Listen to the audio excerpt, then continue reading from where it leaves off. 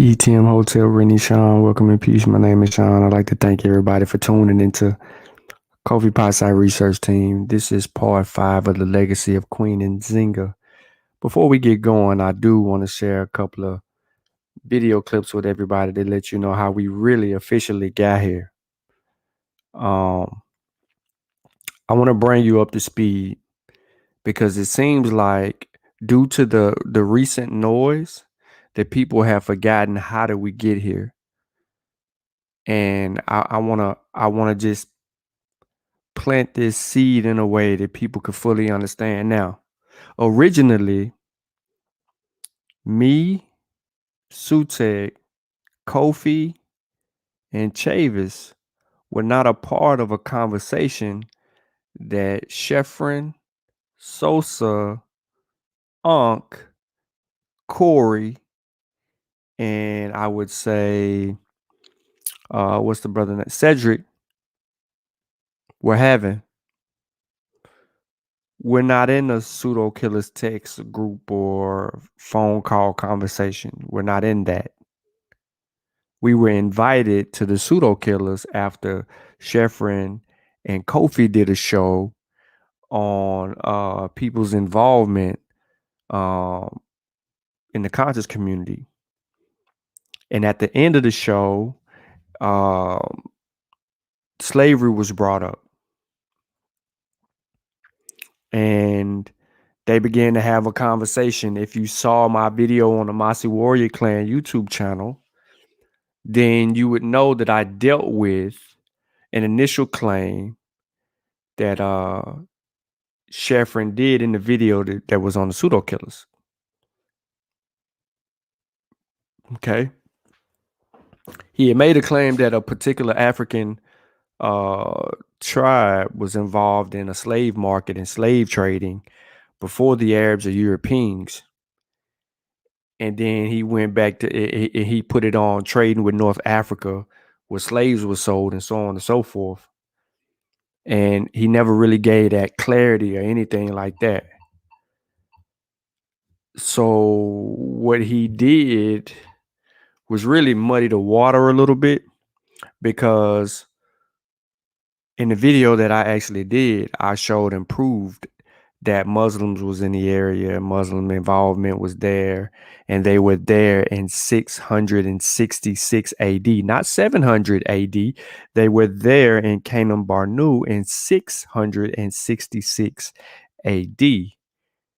That compromised his position because it was internal sources, it was external sources, it was oral traditions, and there was historiography and context that paved the way to make that an easy refutation. But to no avail, he kind of said he laughed at that got people who were unfamiliar with the subject matter that would fool most people, but it wouldn't fool them what I did to them. That goes to show the ego of Sheffrin, the psychologist barber.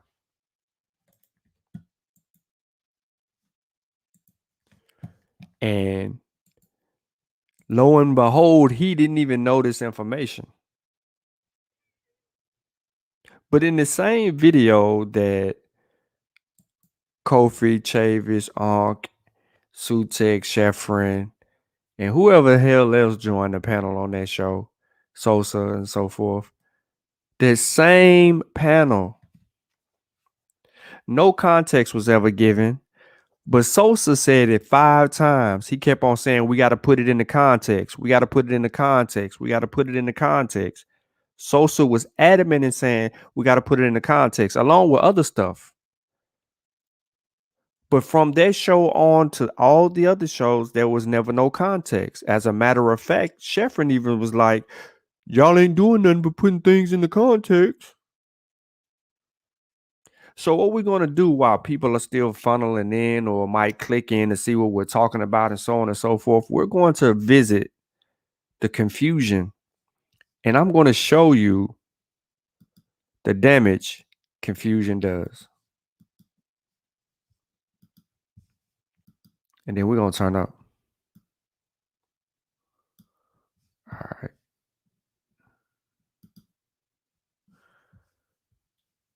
Oh, yeah.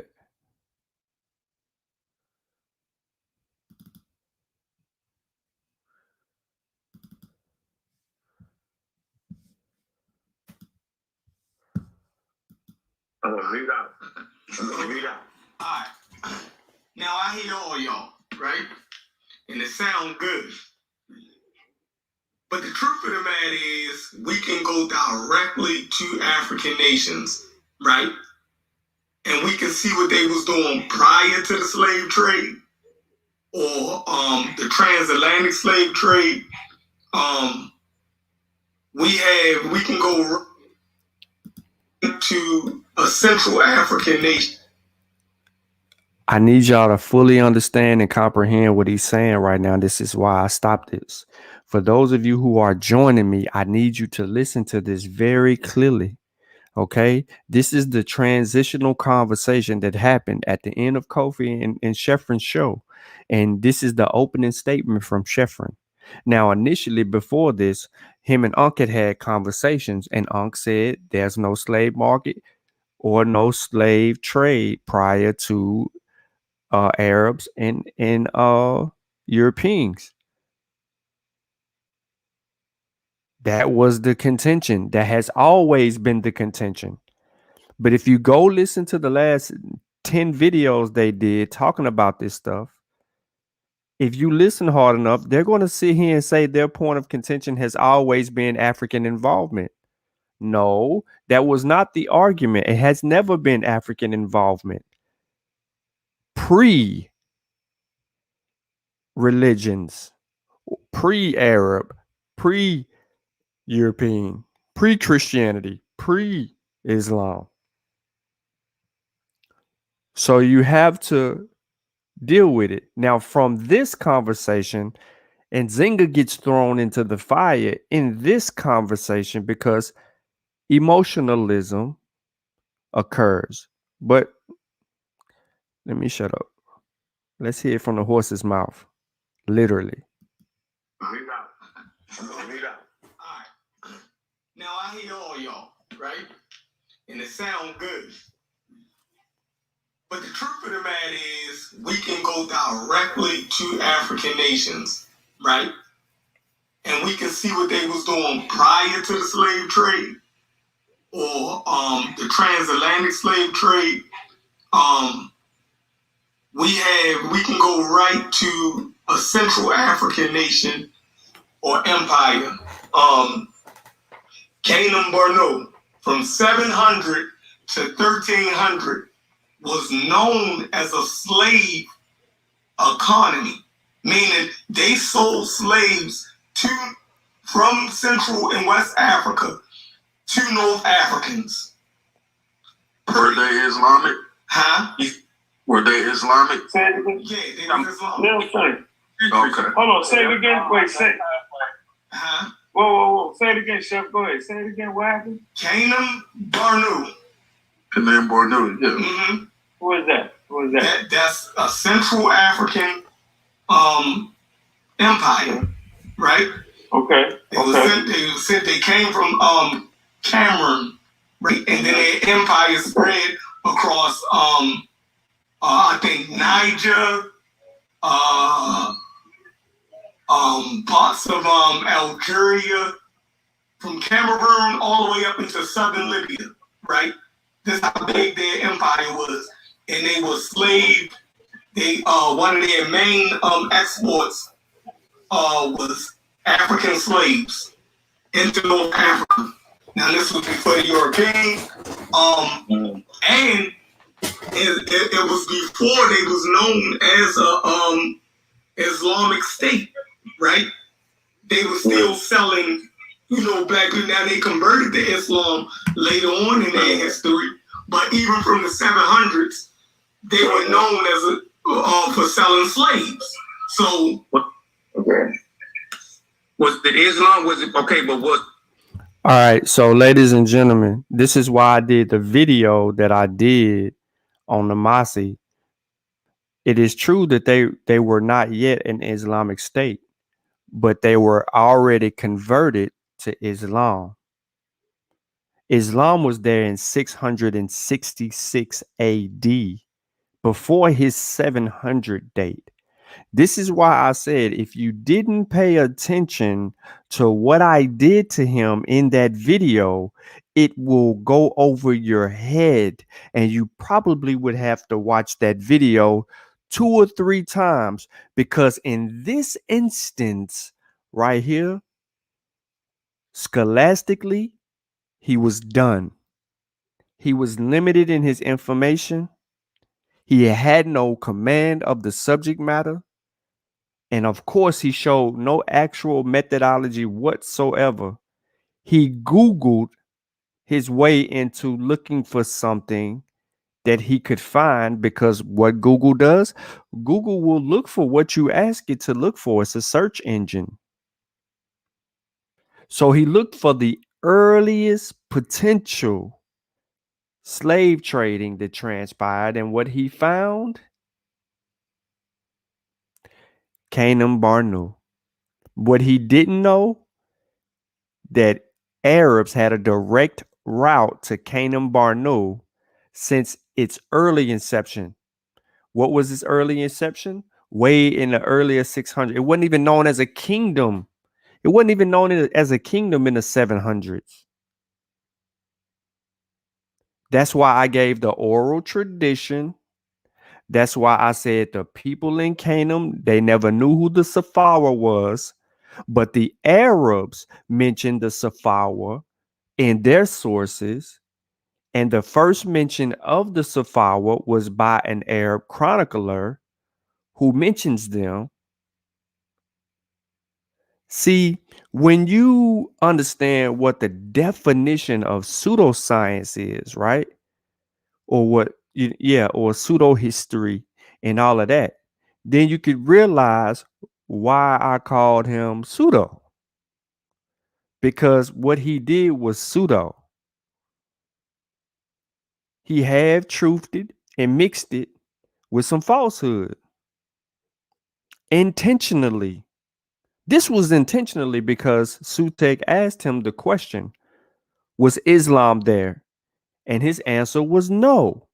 He said Islam was not there. They weren't known as an Islamic state until later on. He said that. Those was his words. I didn't make it up. He said they was not known until as an Islamic state until later. Islam was there. The presence of Islam existed. For him to say that was disingenuous. This is the lack of research methodology. You don't critique your sources. This is why I went through the whole spiel in that video. So look, the video is up on the Masu Warrior Clan. I don't want to harp on it, but what I want to do is I want to give you context. This is how we got here. This conversation was about slavery. Not enslavers, not participations, slavery. The conversation changed day in and day out, and they moved the goalpost. I didn't even get involved in this conversation until the next day. Islam present during that time in there, even though they didn't recognize themselves as an Islamic state, but was the Islamic presence there though? Kofi's question is valid. Sutek asked the same question, but Kofi went back and reiterated, was Islam in the area at this time, even though they were not known as an Islamic state? Was Islam in the area at the time when they were not known as an Islamic state? The people that conducted the trade were downright converted. The state may not have been known as an Islamic state, but the people involved in the trade were, because that was the only way that they could be able to trade with North Africans and Arabs. They had to convert. We have the historical record that actually shows that. Once again, this all goes back to what we've always been saying. You have to read. You have to study. You have to stay on the subject matter. North Africa? Yeah, their trading partner was the North Africans, yeah. They sold slaves. They sold their slaves to North Africa, to the markets in North Africa. Now, how could some Africans sell something to some non-Africans and Arabs when that ain't the way that they did business? How could they communicate with the Arabs?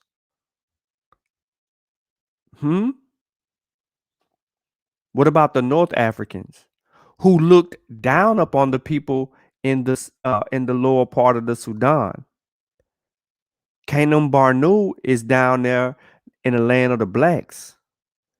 Historical record shows and proves that those North African Berbers, or we ain't gotta call them those North Africans enslaved people in the Sahara. We have this record. Sutek is in the chat right now. If you think I'm crazy, we can go and pull out all our sources. I definitely can go to my red book over here with Hunwick, written by Hunwick, and give you a direct. Matter of fact, hold on one moment.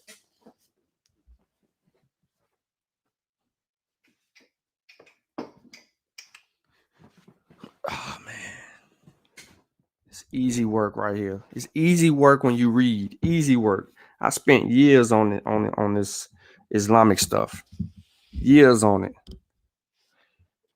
Reading all these books I ain't want to read. The name of the book is the African diaspora in the Mediterranean lands of Islam. I'm gonna give it to you one more time. The African diaspora in the Mediterranean lands of Islam.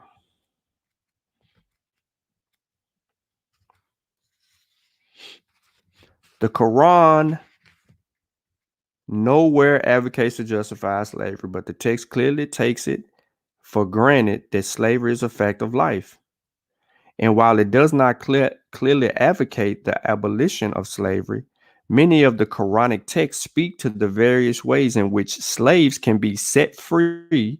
The act of freeing is left to the conscience of God-fearingness of the owner. Text number 2 in section 2 below argues that it is divine wisdom. This ain't even what I'm talking about. I just want to throw that out there. Let y'all know this whole thing about slavery and all that. The rights of slaves. Some Muslim views on slavery.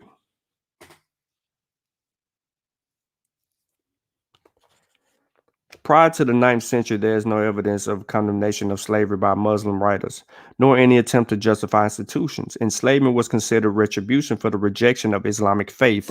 I'm going to say it again. Enslavement was considered retribution for the rejection of the Islamic faith. Since the sole legal method of obtaining slaves, at least in theory, was through the defeat of non-Muslims in a jihad that has its aims to make the word of God supreme to bring men to his religion, which he chose for his servants. In the 19th and 20th centuries, some Muslim writers felt the need to rationalize the acceptance of slavery in Islamic thinking in response to European condemnation of slavery and its criticism of Islam. I'm just letting you know the book is about that. Is it in this book? What is it? Where is this primary account? I know they're going to talk about the okay. Source Mukhtarsar of Khalil Ashik al-Jandi. All right. Here we go.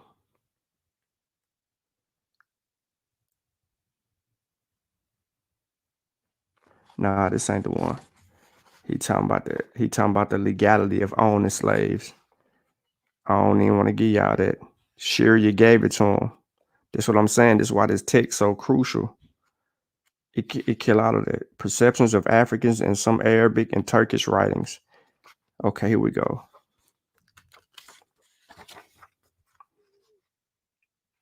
To take what my source said, bro. I should have went in my notes and let y'all seen it live so I can deal with it. Blacks equal slave. The slaves that Moroccans were consistently familiar with over the centuries were black Africans, and the view became widespread that they were natural slaves. The Moroccan ruler, Moulay Ismail, argued that all black residents in Morocco were unfree, being merely runaway slaves who had attached themselves to new patrons. He claimed that they made good soldiers because they were naturally subservient and long-suffering. In fact, his press recruitment of blacks was indiscriminate, even including the Haratine free, or freed black men originally from the northern Saharan oasis who had migrated into Moroccan cities. I'm going to say that again.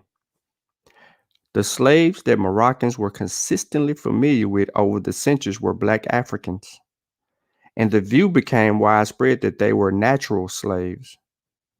The Moroccan ruler Moulay Ismail, listen to when he rules, 1668 to 1727. Now, why am I throwing this date out to y'all?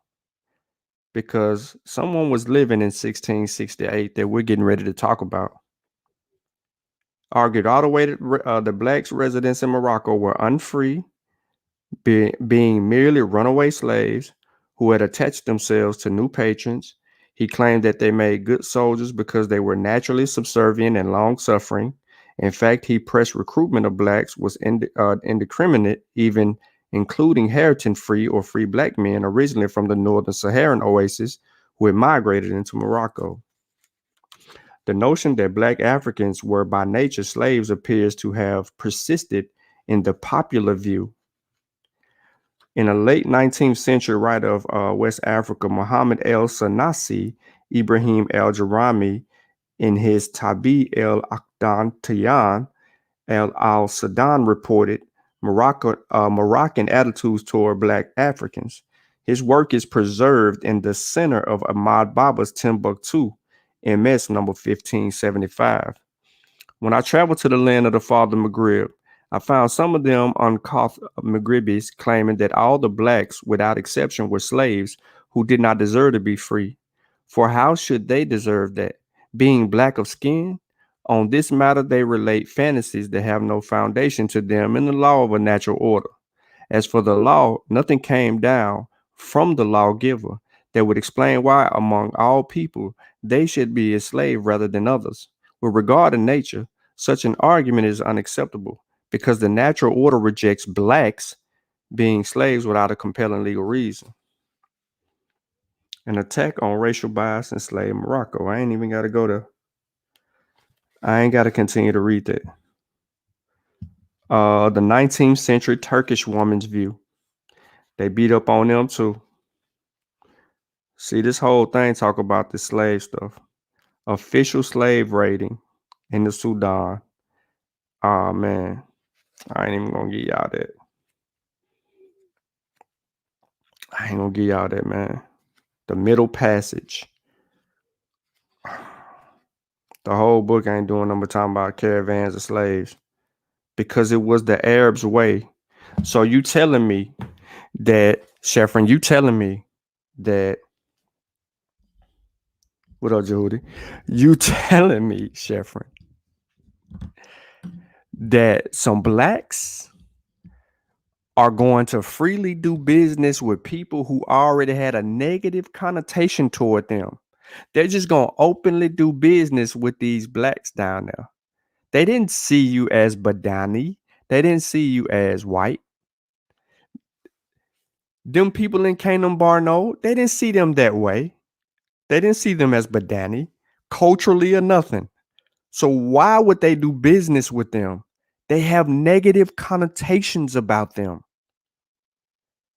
So in order for them to even do business with them, they had to convert, bro.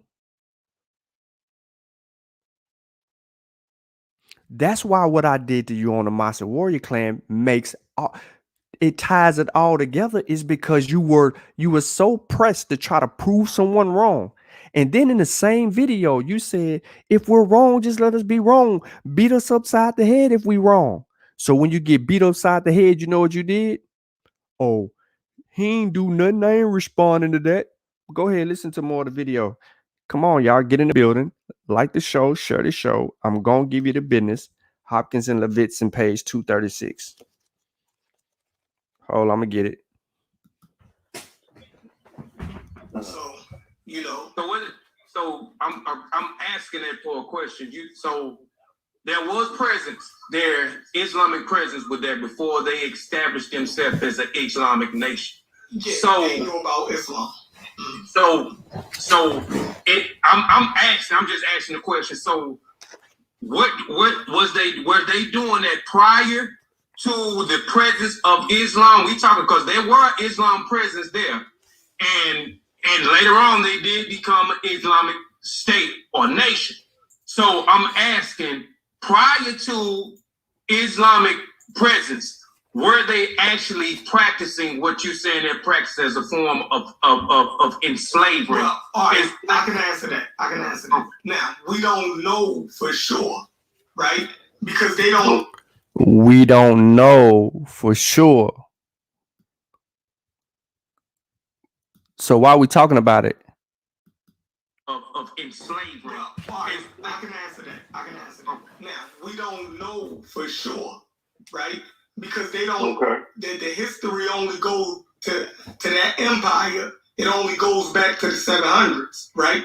But we know North Africa always dealt in black slaves, right? So it was somebody brokering those slaves, and it had to be African nations. We just pick up on it during the Islamic period, right? Because that's when the writing and stuff. So it just had to be, Sheffrin. You don't know, but it just had to be. You see what this is the initial. See, this is why everybody's confused. Because when I started the video out, we're talking about slavery, right? As the video plays, there's so many different dynamics that transpire, and he never shows a source. But he claims to have demonstrated his point.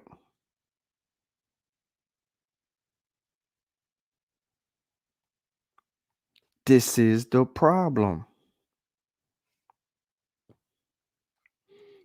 The Arab conquest of North Africa began in earnest with the founding of the garrisons of the Karahan in 670 AD.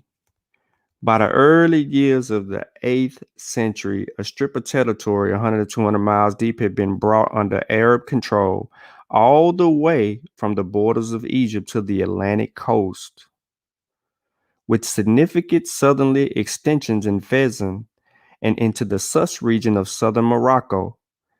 Why am I saying this to you? Because in the early stages and onset of Kanem Barnu, there was a route that goes directly to Tripoli, and the neighboring state to Tripoli in North Africa is Fezan. That whole northern strip was under Arab control. It wasn't no they was trading with North Africans. The whole northern strip was under Arab control. See,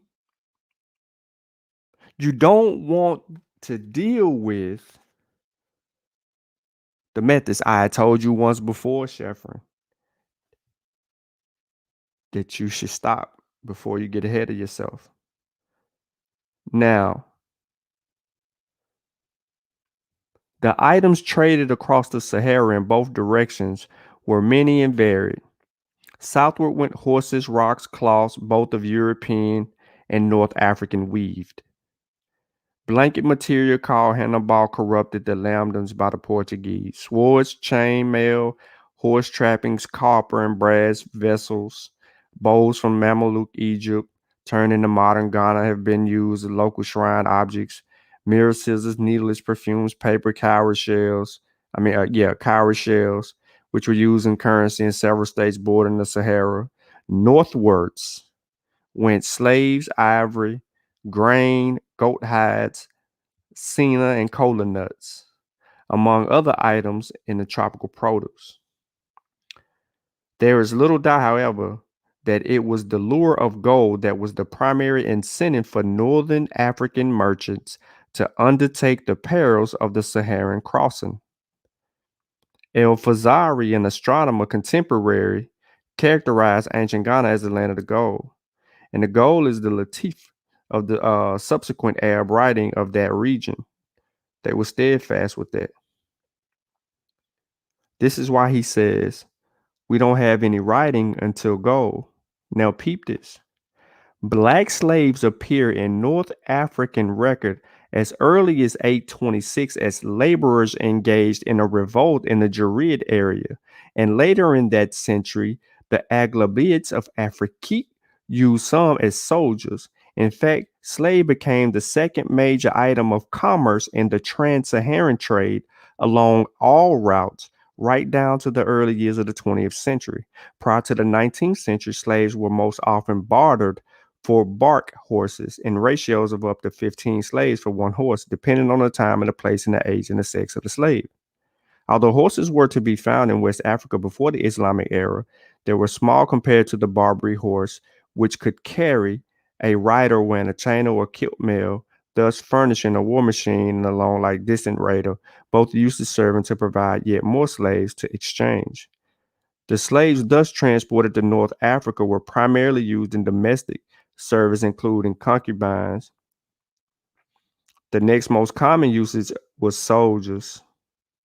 Many regimes thus employed them, while the Moroccan, under Mali Ismail, a vast slave army was raised by the impounding of all blacks and ex-slaves in Moroccan lands.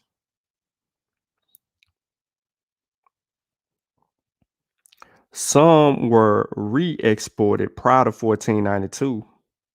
Some blacks were sold to Andalusia.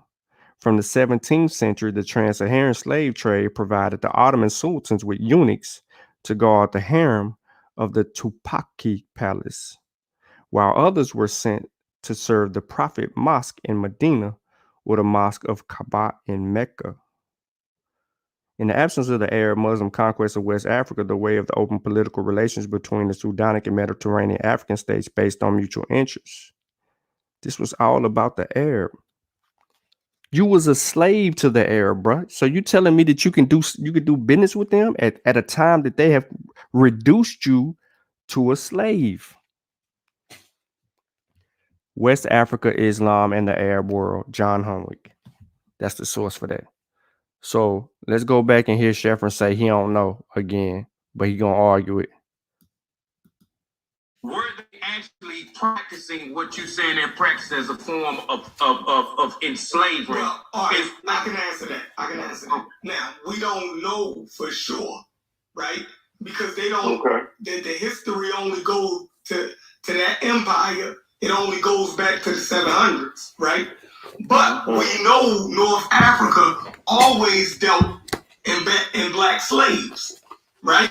So it was somebody brokering those slaves, and it had to be African nations. We just pick up on it during the Islamic period, right? Because that's when the writing and stuff, came to that part of Africa. So that's when we pick up on it. But it would be crazy to think that they wasn't practicing it because there were already slave markets and slavery in North Africa. And everything didn't come from just slave raids. Like, we got to stop romanticizing Africa the way we doing it, right? I'm going to ask you something. Read out.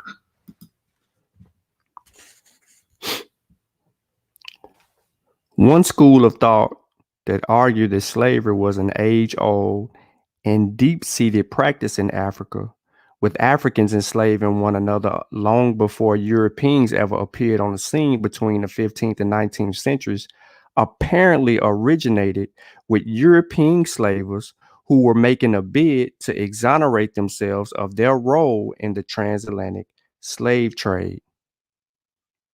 Y'all see how I set that up?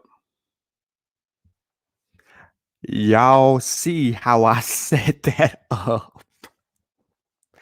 I'm going to run it back one more time. One school of thought that argued that slavery was an age-old and deep-seated practice in Africa, with Africans enslaving one another long before Europeans ever appeared on the scene before the 15th and 19th centuries, apparently originated with European slavers who were making a bid to exonerate themselves of their role in the transatlantic slave trade. What those claims sought to do was to explain, if not justify, the mass enslavement of Africans by Westerners on the grounds that it was the practice of African self-enslavement that brought others onto the scene to take part. This line of thinking still persists in more subtle forms. In an acclaimed recent book written by Hugh Thomas, and I have the book over here, highlights slavery in Africa and the role of Africans who were neither bullied nor threatened into capturing and supplying their own kind as slaves to Europeans. Some scholars, in response to such innuendos, are known to have taken the other extreme end of the argument. In regards to there are those who, while not entirely denying the existence of slavery in pre-European Africa, have insisted that the forms of slavery and subjection present in Africa in the 19th and 20th centuries, considered indigenous to the continent, were in reality engendered by the Atlantic slave trade. In other words, all forms of slavery in the 19th century were a direct result of external European demand. Then there are some who, in response to these assertions, question any suggestion that the transformation of slavery in Africa could have had anything to do with the external factors.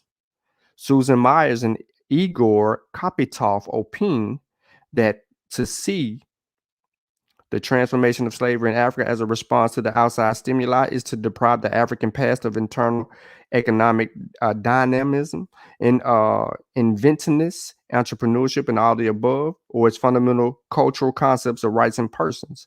In other words, transformation of slavery in Africa, including a large-scale rate in the 18th and 19th centuries, could or rather would have arisen with or without any external stimulus such as European or Arab activity.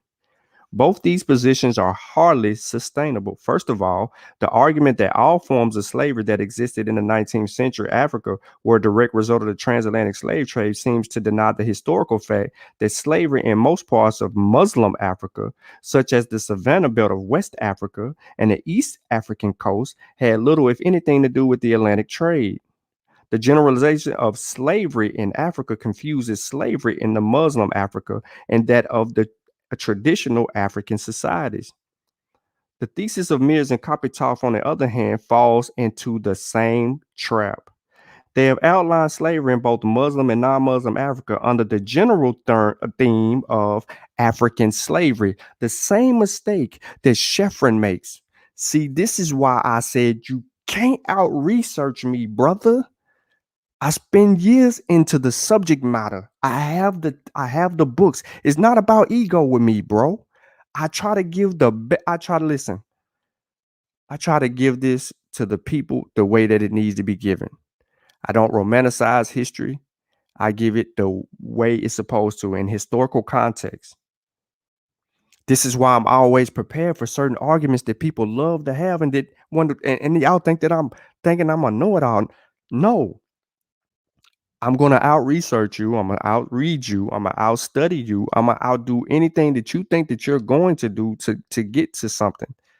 So if you uphold or take a position based on Wikipedia and some Google link search, I'm just going to go to the right side of my library next to this computer and look at all my West African books that I've already read.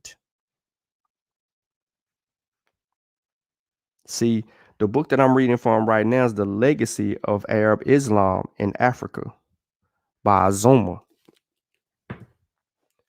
That's 3 books that I've given you just in this little mini build. In the other builds, I've given you other books other sources that outline, especially a history of West Africa, that outline slavery. See, the whole thing started with African slavery. This wasn't about Nzinga. This was about someone's misinterpretation of what slavery was in Africa than the Arab world and the European world. What I am telling every last one of you is defining slavery at the beginning of this conversation would have ended it all. But it was never defined. But a claim was made. That claim that had been made was there was slavery and there was a slave trade and a slave market in Africa before the European and the Arab. I cannot make this up. I cannot make this up. 3 more minutes and we're going to get into the bill. I see we got people in the building. Primary though, that's the time. Like if they're the one writing. So we believe that the Arabs and the Christians completely Fabricate. No, not fabricated. They completely corrupted the African. He didn't have no enterprise or mind before the European or the Arab got there, right? That's basically what we're saying. They the ones who introduced slavery to the African. He didn't know. You saying that? Like We ain't saying that. if any other people practice slavery, No. why do we act like the African didn't? No, because The role played by Islam and Christianity in this process, Horton argues, is that of a catalyst, stimulators, accelerators, or changes which were in the air anyway. As far as Horton is concerned, the indigenous African environment was the principal determining factor in the process and resulting configuration of changes. However, apart from obvious difficulties in this thesis, pointed out by numerous critics, such as the mechanical fashion in which assumes religious conversion in Africa to have taken place, his arguments are nevertheless based on the assumption that the conversion of religious change is the belief in the coming of an awareness of a supreme being. This dealing with religion. I just wanted to slide that in real quick because African cosmology, takes a back seat to Christianity and Islam. So yes, Islam and Christianity played an important role in the conversion of Africans. But Sharia law played a bigger role in the enslavement of Africans. The Jesuit movement and the involvement of non-converting to Christianity played a role in the enslavement. Jehudi laughing right now because every time Sheffer makes a point, I got information that puts him in a catch-22. But he said if he's wrong, let him be wrong, beat him upside the head. So what I'm trying to show you is I don't deal in emotionalism. I just go to all the sources. I have 52. I can keep reading. I can go grab a book, go to a chapter that I already got them marked up. I showed everybody my method, what I do when I read books. I know exactly where to go in all of my books to deal with this subject matter because I've had to do the extensive research to bring that out. I can even go to the Macadama. Oh, y'all don't even know nothing about that mug. Let me be quiet. Let me make this clear point. Let me make a point. Let me make a quick point. I ain't gonna talk y'all to death, I promise. So, first of all, we need to kind of codify some of this. So, African nations are separate nations. We don't want to act like Europe have separate nations. So I specifically named European nations. I'm not gonna say everything about each African nation or each African tribe. I'm pretty sure that there was a tribe that snatched some women up, snatched some dudes up like y'all done. I'm sure it is. This is part of the human experience. What I'm saying is, I'm talking about like the Europeans had a global economy. The Arabs had a continental economy based off of that. So don't give me the one tribe. So I'm sure you can find one group of individuals, right, that went all the way with it that way. Okay? So we talking about context here. And what I'm saying is you won't find a global African trade, like continental trade, where everybody is doing this prior to Arabs coming through and destabilizing the fucking economy. That's what they did. Europeans coming through and destabilizing the economy where you ain't got no choice, yo. Like that, it is what it is. Now we can't trade. We can't because y'all in the carpet trade routes. We gotta be looked there. Just I'ma look to you, nigga. I'm beat you up. You ain't got it. I gotta do it. We saying prior to that. Where is the economy that's based off of that? We're not talking about quote unquote what you were prisoners of war. That ain't what we talking about. We're not talking about you owe the debt. We ain't talking about that.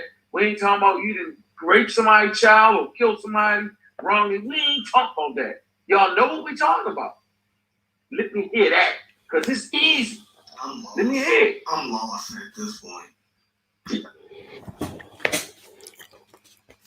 When a medieval Moroccan traveler Batouti visited the Western African Sahel in 1352 to 1353, he brought with him a North African concept of racial differences that appears to have been unfamiliar to the people whom he interacted. In the written narrative of his travels, Batouti repeatedly distinguished between three principal types of people found in the area: Berbers, blacks, and whites. It is clear that those he identified as whites included only people like himself, Arab, expatriates from North Africa or the Middle East who resided in the commercial towns along the Sahel, most of whom were merchants. With one exception, color terminology was not used to identify or describe the Berber-speaking peoples from the Sahel who are mentioned in his narrative, such as the Musafa or the Walata, and in Timbuktu and the Burdama and the Hakar of the southern and central Sahara. For Batouti, the use of the term whites implied a set of Arab Muslims' cultural practices that his local Berber-speaking hosts, although Muslims, did not share. He was so scandalized by the freedom of the Musafa Berber women appeared to enjoy their social interactions with men and by their matrilineal systems of descent that he compared the local Berber speakers to non-Muslims he had encountered in South Asia. A History of Race in Muslim West Africa from 1600 to 1960. Bruce Hall, the source. I can keep going because I know exactly what I'm talking about. I'm edifying the argument by sitting here and showing you that they saw these people as different. So when you say that the people in Canaan Barnu was trading with some unfamiliar Arabs who were merchants who had a negative connotation toward these people in this time period, and later on down the line that continued to exist, you made that up. I'm only trying to show y'all how we got here before I deal with the political prowess of our dear queen, Nzinga. So I'm going to give one more video. I see y'all in the building. Like the show, share the show. See, this would read. All right, let's read this. All right. Hold on. Watch this, y'all. This get good. Slavery has historically been widespread in Africa. Hold up. Systems of servitude and slavery. Congo wasn't trading in. Hold on. See, it's crazy. You're going to hear something different in every video clip that I have right here. And this is all in the same stream. All right, let's read this. All right.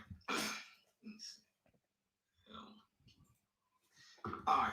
Slavery has historically been widespread in Africa. Systems of servitude and slavery were common in parts of Africa in ancient times.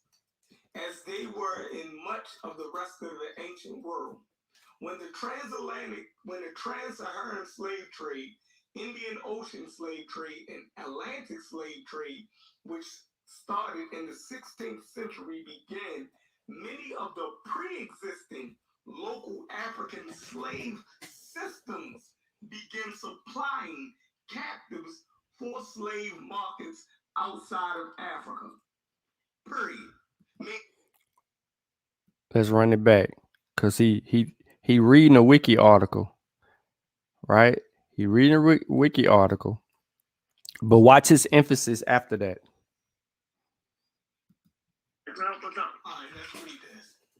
All right. All right. Slavery has historically been widespread in Africa.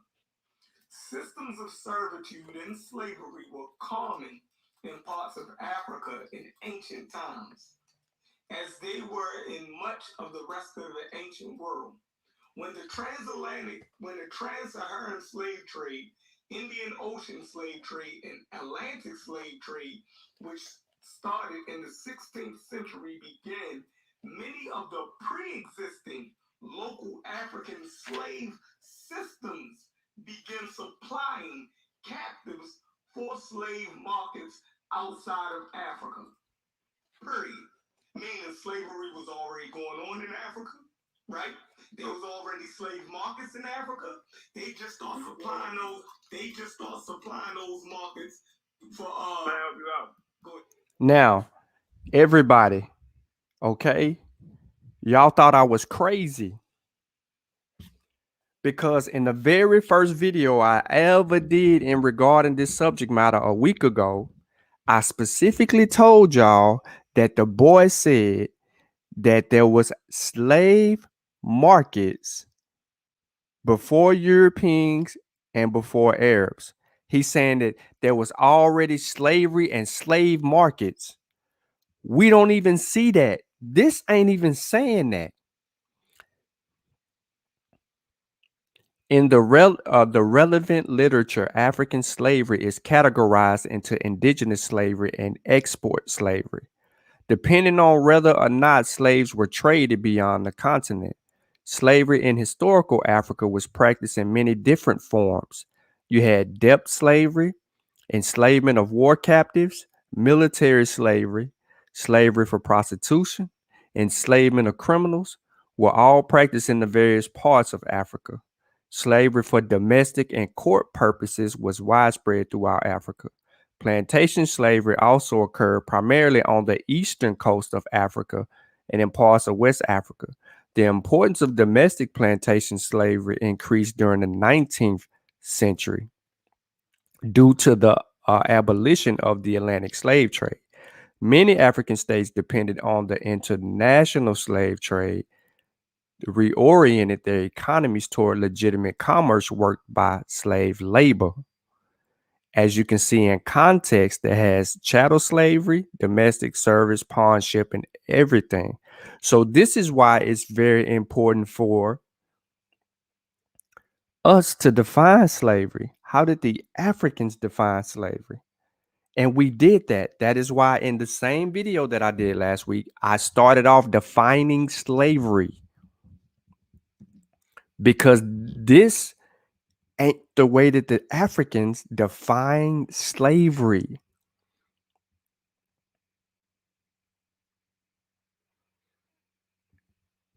Yeah, if you look at Wiki, I just continued to read what was on the Wiki page where it goes down and break down the different types of slavery in Africa. He didn't read that part. He stopped at the very beginning part. Chef was reading from the top part of the paragraph. He didn't continue to read where it says in the relevant literature, African slavery is categorized into indigenous. He didn't read that part. He read the top part, Wikipedia. He read the top part of the Wikipedia article. Let me help you out, Chef. What's the name of the book you read from, bro? What's the time period you speaking? I just read out of Wikipedia. It's on the screen. They got a source on there, We right? can't see it. It's showing on YouTube, but it ain't. Yeah, when you share the email, for some reason, they can't see it. Yeah, so he got to go on the early 1440, like 1446 is when the slave trade, the transatlantic slave trade jumped off. Prior to that, you have the trans-Saharan slave trade jump off. But his arguments, if you're not paying attention to what I'm saying and doing, his arguments are already all over the place. I played 3 videos and you've seen them all over the place. I can't make this up. This is where the confusion lies. This is why you have emotionalism. And so I said, all right, since you want to drag in Nzinga, then okay, let's expose your methodology. And I'm showing y'all that again, he has no methodology. He Googled slavery in Africa. What are you going to find when you Google slavery in Africa? You're going to find an article that may relate to it.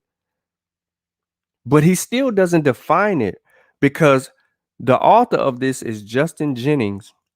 It was written in 2010 in Cambridge, but it doesn't project the worldview of Africans. We let Europeans define European things. We let Asians define Asian things. We let Arabs define Arab things. We Muslims, or whatever you want to call them. We let people everywhere else in the world define their worldview, but Africans can't do that. Somehow, it's incorrect for them to define themselves and their worldview. Let it continue. Why I just always shut mine from inside the Zoom. Okay, the source is Global African Cultures, 2010, written by Jennings and Justin in Cambridge University Press, page 121 and to 142. You got a problem with that? Yeah, them niggas don't right. They say, where at, nigga? Nigga,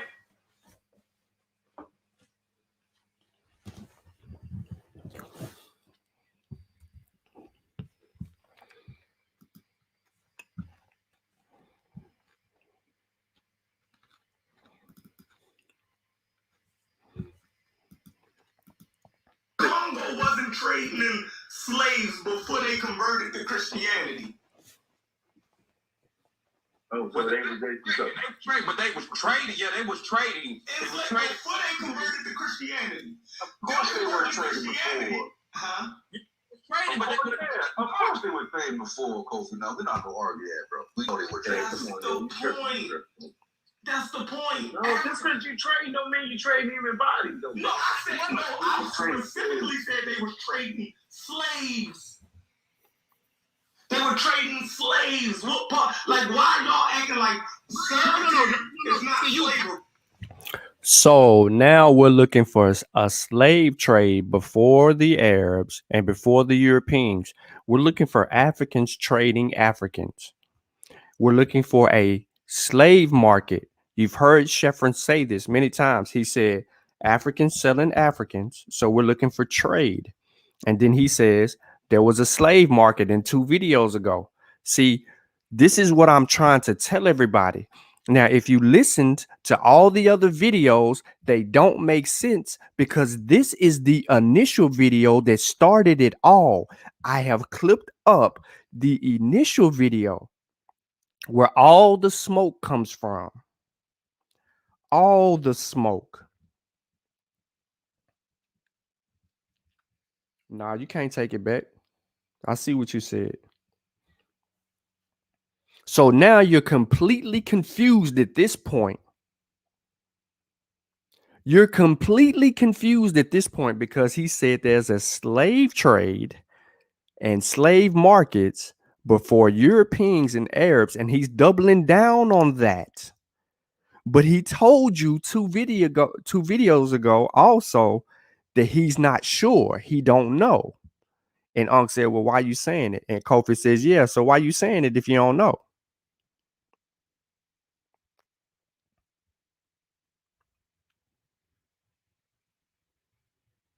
He's pure said, I blame Kofi for making boy. Pure hell. You see what I'm saying? So, ladies and gentlemen that are listening, please like the stream, share the stream. Like the stream, share the stream. We're getting ready to get into Nzinga. But what I wanted to do is show everybody where this all started from. And I know I kind of went long and drawn out, and I apologize. And I know this is supposed to be about Nzinga, but I needed to let everybody know how this started, where all the confusion comes from improperly defining slavery in Africa, claiming that there's slave markets and a slave trade in Africa before Europeans and Arabs were ever there. And then his example was Canaan Barnu in the 700s to 1300s. But I showed a source that puts the Arabs in Canaan Barnu in 666 AD. Get it out of here.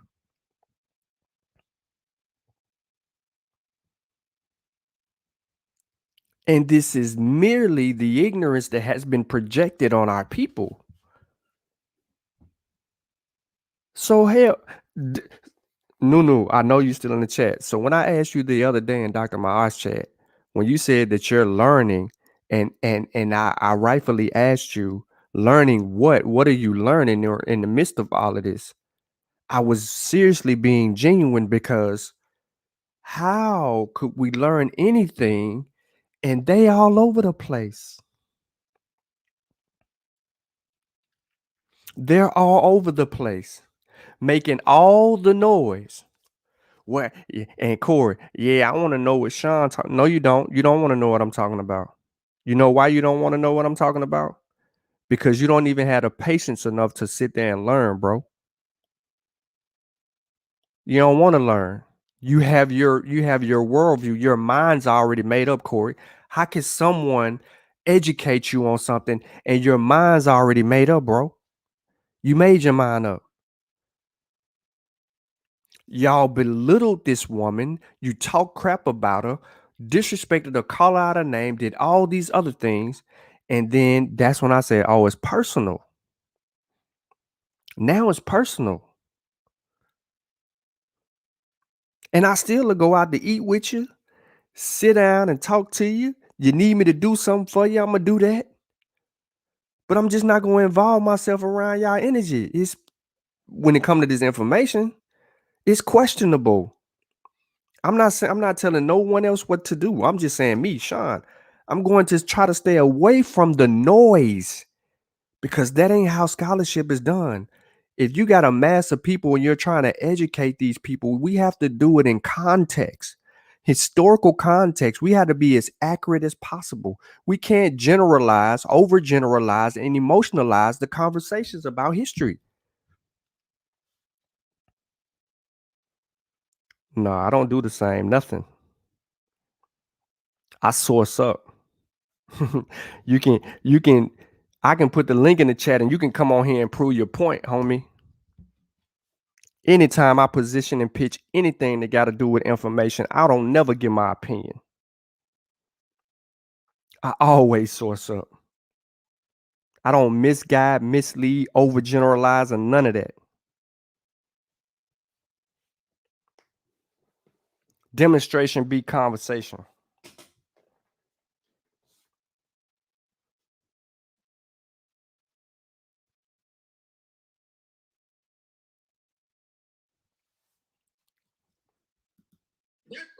Coming at me with right there, Sheriff, when you said it's a lot. Oh, I don't even want to change the topic of conversation, Jid, but that's the only reason that you here. Selassie, he's no savior. He didn't even want to be like you, Dread. So go on somewhere with that. You emotional. You see how emotionally you is? We talking about Queen Nzinga and the business over here, and you come in here talking about some Selassie crying. Fuck out of here. Congo wasn't trading in slaves when they converted to Christianity. Oh, so they was trading. Yeah, they was trading. And see, look, Kofi, I told you this in the chat. This is where you let Sheffrin hang himself. You don't say nothing. He makes the claim that they were trading. What were they trading? Listen to him. Don't get involved in it, Kofi. Let him talk. Congo wasn't trading in slaves before they converted to Christianity. He's saying so the Congo wasn't trading in slaves before they converted to Christianity. You make him demonstrate that, Kofi. You don't say anything. You make him demonstrate that. Because the burden of proof is on him. He made the claim. He has to demonstrate that claim. This is why I said in the back chat, I was like, y'all didn't let him just talk right here. Because it would have set him up when he's talking about the Congo to where I could have nailed him down in a video and pulled out the sources to terrorize him again. But instead, you said something, throwing it off a little bit, and now it's like a mess at this particular point. It brings on more confusion. But the thing about it here is that he don't even know what he's talking about. What were they trading before the Portuguese got there? Because in the presence of the Portuguese, before converting to Christianity, you don't know what they were trading.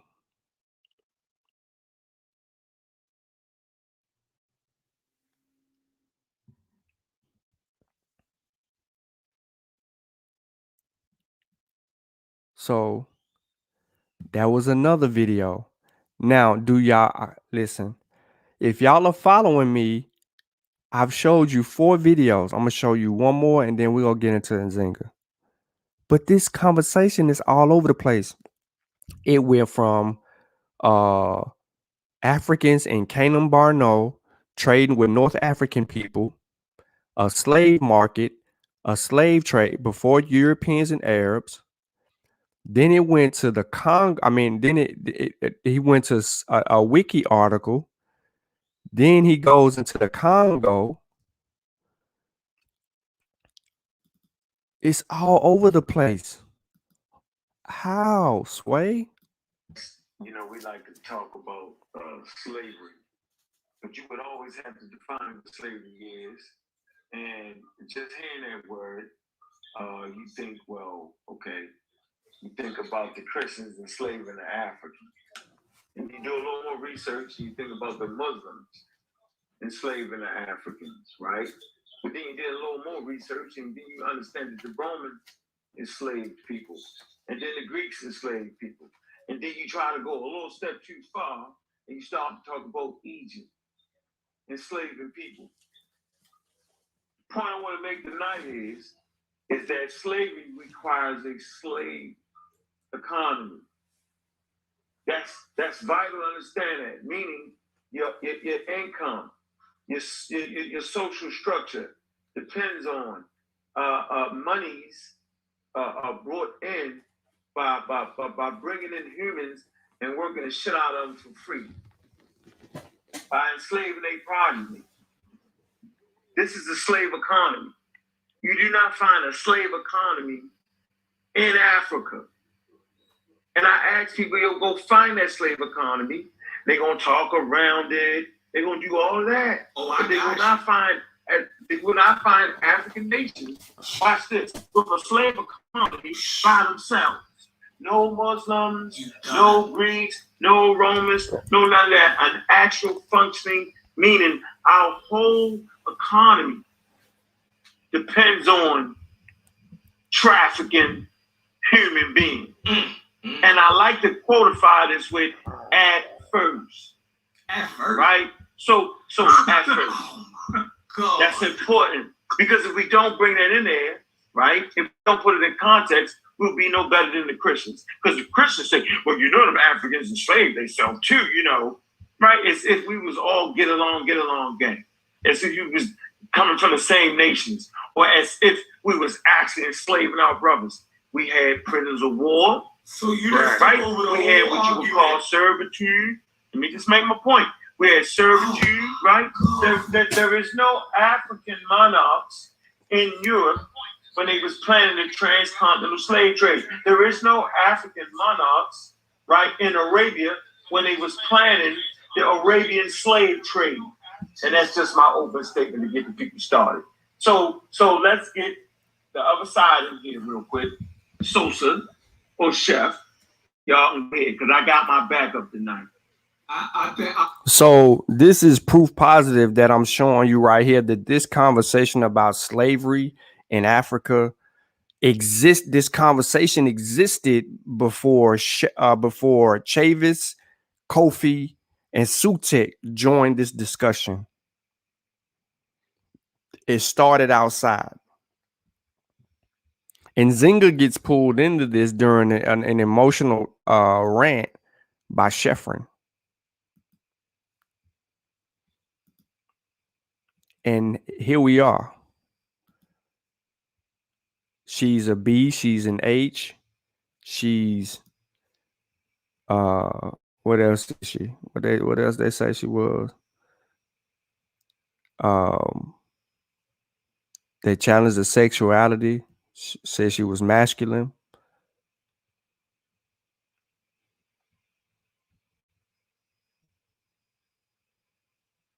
All of that.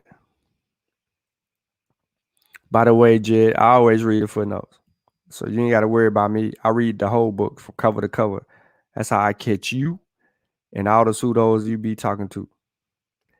But now let's get to the business at hand. So we ended yesterday talking about Nzinga's struggling to rebuild the empire or her kingdom and to garner the attention or the delay of the Portuguese that were after her. She couldn't delay them, so she used her spiritual presence. This was said yesterday. I think I heard a video of someone saying that Nzinga, no, this was today. Corey said it, as a matter of fact, when I had dialed in. He had said that Nzinga didn't care nothing about African traditional, or he said spirituality. And this goes to show that he don't listen and he don't watch our videos and he don't know what we talk about over here and he don't know what we're properly educating people on.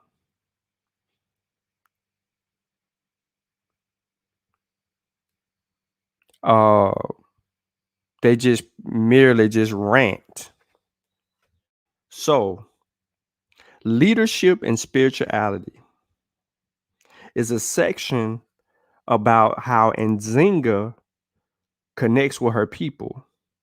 Remember, before they left the place where her brother died, what did she do? She had them pray, honor her brother, and then they poured libations. But she also, when they buried her brother, it was a custom for them to capture like part of his bone or whatever, and she carried it with him.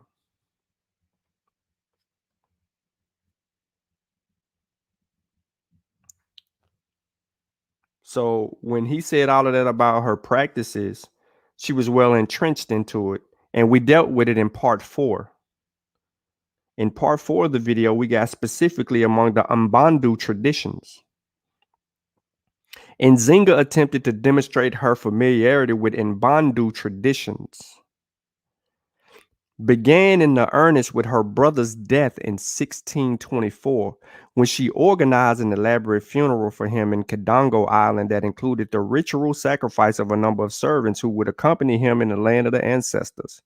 Nzinga also preserved some of her brother's remains, respectfully removing several bones from Nbandi's corpse. She arranged them in a handmade silver plates, covered with them in a rich carpet, and placed them on a handmade silver plates covered with a rich carpet, and placed them in a portable reliquary chest, similar to the ones the Ndongo religious practitioners carried.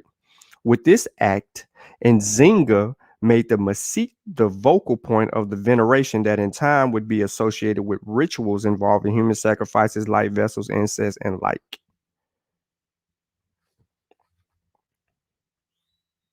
I could go on and on about it, but there's a whole section regarding how Nzinga stuck to the spirituality of her ancestors in venerating her brother and more. So when he sit here and said all of that stuff that he said earlier in their show, when I had dialed into it, it was just proof positive that they don't listen. Their unwillingness to learn is crazy. So let's get into our politics. After having fled Kandongo Islands, Nzinga faced daunting odds in her attempts to reinsert herself back into Ndongo politics. Governor de Souza wanted to ensure that she remained out of commission. The Portuguese had not yet conquered eastern Ndonga, and de Souza feared that she would use the region as a base of attracting supporters and undermining the gains he made, possibly even threatening the survival of the colony. De Souza's plans to install Hari Kalanji as king and have Nzinga either captured or imprisoned had been derailed as a result of Kalanji's death from smallpox sometime before October 1626. Remember, they had an epidemic. They had a smallpox epidemic before he could crown him king. So now his puppet prince was off the table. Now, another of de Souza's plans to persuade Nzinga to become the Portuguese agent and convince the Sobas in the land of beyond Nzinga to agree to the vassals of the Portuguese was also thwarted. But de Souza had other options. He immediately selected Harazi Kazanji's half-brother Angola Hari, who controlled the area of Ndongo as king of Ndongo. Hari had not been at the top of de Souza's list of replacements for Nzinga. He was a descendant from another branch of the royal lineage of Ndongo, but he was considered ineligible to rule because he was the son of a slave woman in Mbandi's court. Both Nzinga and her sister Mbandu regarded him as their dependent, although his birth at court protected him from being treated as a slave. His mother lacked a royal lineage made his status uncertain. Mbandu's notion of kinship held that the Sobas should not obey him. De Souza's choice of Kalanji as king had been based on the premise that he was a more respected and eligible candidate. To avoid any rumors about the legality of Hari's nomination, de Souza demanded that Captain Cardozo bring together all the Sobas loyal to Hari, along with the Makatos and the elected officials in the kingdom, and to go through a traditional procedures for electing a new king. At this point, de Souza introduced the argument to Nzinga's gender disqualified her for ruling. He urged Cardozo to persuade the Sobas to elect that Nzinga was not a queen, neither could she be as a woman, and that she had been tyrannically placed as the head of Ndongo. Moreover, he demanded that Cardozo impress upon the electors that they choose Hari as a legitimate successor. Now, the new king took the oath of the vassalage of the Portuguese king and agreed to pay an annual tribute of 100 prime slaves, along with their obligations. Now, I'm saying this for a reason, because this is in the interest of the Portuguese. The Portuguese would select puppets because they wanted slaves. You're going to send us 100 every rip when we need them, and we just going to send them to the New World and get them sold. That was the goal. Now, to guarantee that the people would accept Hari as their legitimate king, the Portuguese ordered him to leave Ndongo and build a new residence in Cabasa or Fungo, where the Ndongo kings had traditionally located courts. Now, de Souza posted 2 companies of infantry along with additional troops at Podongo and Ndongo to protect Hari for any attacks from Nzinga and her supporters might launch. Now, they cautioned de Souza imposed on Hari with the same ones he had on Nzinga had rejected that she negotiated in Bondi's behalf in 1622. Her refusal to accept the conditions would continue to haunt her and remain a central problem during her many attempts over the years to arrive at a peaceful settlement with the Portuguese. She would never forgive Angola Hari for accepting to become a vassal of the Portuguese.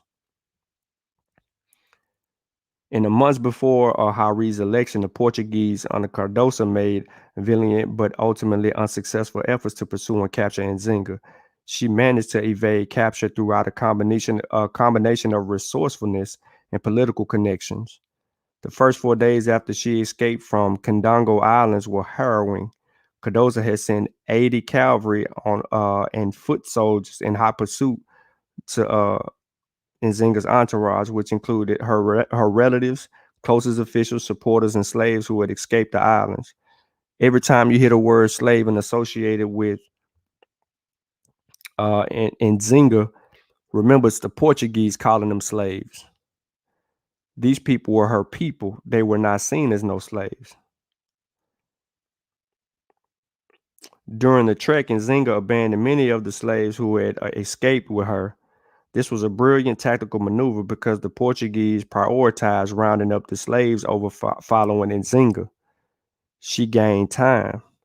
She put some distance between herself and the Portuguese. Now, which supporters remained faithful to her may have depended on whether they had taken a specific oath that bound them together. Once Mbandus took this oath, they preferred death to breaking it. Despite her harem retreating and loss of smallpox of many of her followers and close relatives, Nzinga survived. By the time Cardozo's cavalry and spies reached the border of Ndongo, Nzinga was nowhere to be found.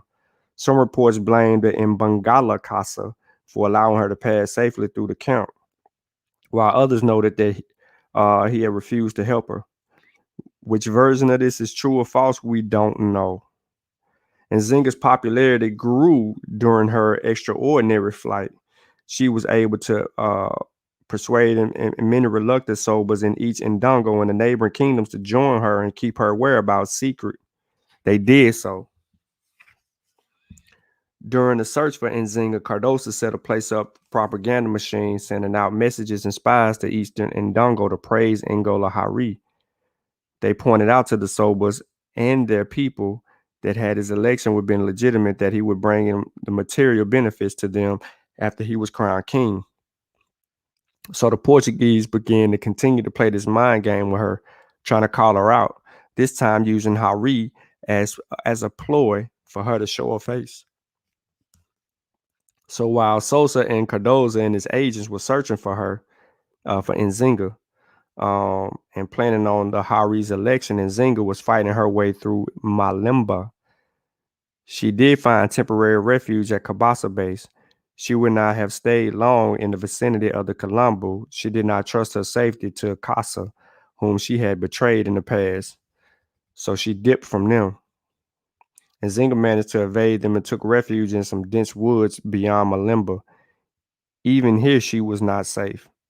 For Hari had singled out some of her supporters among the Nzinga's relatives and the Sobazuku Moki and declared war against them because they refused to obey him. Portuguese captain Sebastio Diaz invaded Sanji, a Moki lands, and with an army of 78 Portuguese and many Mbundu Kabaris. Now, Hari was actively encouraging 1,000 of Ndongo residents who had become refugees in Malemba and Mataba to return to Ndongo. If Nzinga had considered trying to recruit them to follow her, she thought better of it. Some of them would not have hesitated to reveal her hideout if it meant securing permission to return to their homes. So she stayed in her little hideout and away from all the drama, and the illegitimate king was even trying to, plot his way into. Despite the setbacks, Nzinga remained a formidable obstacle for Hari and his path to legitimacy.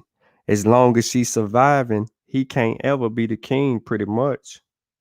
But in 1627, he pleaded with de Souza to authorize another campaign against her upon learning that Nzinga was near Pangu Ndongo and that the Mbangala Kasi, Zans of Maki, and Ndala Kasubu and Ndongo refugees were assisting her. Hari was right to be concerned about Nzinga. She had not only made alliances with nearby rulers, but also had the support of the King Ambrosio of Congo, the most powerful independent African kingdom in the region. Congo kings had support in Ndongo from the time of Diaz de Nova's arrival, especially after 1622, when de Sousa's troops invaded Congo and captured many Congo Christians, shipping them across the ocean to be sold into slavery in Brazil. Congo had so far resisted the Portuguese, and the kingdom had made several diplomatic attempts to restore peace, but Congo rulers remained alarmed over continued Portuguese military expansion. De Souza, however, insisted that because they had formerly owed obedience to the king of Ndongo, they now therefore owed tribute to the king of Portugal, who had conquered Ndongo. So in 1627, he discussed ordering troops to a region to force the ruler of Mbambli to recognize Portuguese sovereignty and pay tribute. With the Portuguese, everything is about tribute. No matter what they did, they conquered you, they wanted you to pay tribute. Give us 100, give us 1,000, give us 5,000 people. They use the word slaves. See, this whole perception, slave, slave, slave, is generalized. Although the Sobas and Ndongo were not always willing to back her publicly, Nzinga's popularity still kept rising. This had to be pissing off De Souza, because he was trying to eliminate her way too much. In December 1626, Hari had built a church in Pongo Ndongo and allowed the priest to begin instructing his household as well as his followers in the Catholic doctrine. But Hari found himself in a catch-22. He realized that before he could take up residence in Kabasa or Kadosa, and De Souza had demanded, he would have to participate in the Mbandu rituals that would enable the people to regard him as a legitimate ruler. Thus, he tried to delay his baptism, explaining to a frustrated Pacanio that he was obligated to do certain customary ceremonies. Neglecting them would lead to a lack of legitimacy in the eyes of his people. So he trying to focus on being legitimate, but he can't because he don't know the customs. Although Mbandu religious authorities were supposed to play a central role in some of the ceremonies, Pacanio was attempting to reduce their influence, and they could not participate openly. In fact, Hari kept 2 Mbandu priests who advised him not to give up his traditional beliefs, leading Pacanio to plead with De Souza to have them expelled. In February 1627, Pacanio complained to the governor that Hari, his counselors, and the population were too attached to their fetishes. The people went to the king to obtain rain. He said they refused to listen to Pacanio's protestations, for this was the power and the custom of their ancestors. They were especially dismissive of the ideas about the afterlife, scoffing at his teaching and responding that they wanted to send someone there to verify whether paradise and hell truly existed. They wanted to kill somebody and see if they could send them there. The Portuguese were fighting an uphill battle in their efforts to sway public opinion about Angola Hari. In addition to the difficulty in convincing him to reject Mbandu beliefs and ritual practices, they were not successful in their military campaigns against the Sobas and the Makatos, whom they suspected was helping Nzinga. De Souza was optimistic, though, that replacing Nzinga with Hari would improve the economic situation of the colony. De Souza made many onerous demands of Hari. He was supposed to centralize the slave trade and the slave markets would come under his control. His officials leading at the top would be like village officials, as was the custom. And second, he was to make sure that all the Portuguese merchants could travel safely to the markets and would not have to pay taxes. Third, he had to agree to participate in the joint propaganda campaigns with Portuguese officials throughout the area to convince the people that Nzinga had fled, that he was a legitimate king. And finally, he was to require the respect of Paciano and listen to his advice as the king and the lords of Portugal do. De Souza also warned Hari that he did not have the authority to send his officials to collect tribute from the Sobas or the regional lords without representation. So the Portuguese would have to accompany him upon these efforts to collect. So the relationship between Hari and Formalized with De Souza made them wholly dependent on the Portuguese. That's the gist of their That would prove that he would be weak in his position, and it was evident from the very beginning of his rule when he requested the soldiers' help in repopulating Ndongo. The area had become a wasteland, much of its population lost after nearly a decade of wars. Hari's several requests to repatriate the Kanjokas and the free Mbandus who were in Luanda and elsewhere in the Portuguese areas were fertile. Nothing panned out despite several schemes that De Souza suggested, one which involved an exchange for free Mbandus living in Luanda and very, Portuguese-owned plantations. You got to remember the Mbandu, when they were ran up out of their place and they became enslaved, they were either enslaved and sent to the New World, or they were enslaved and worked Portuguese plantations.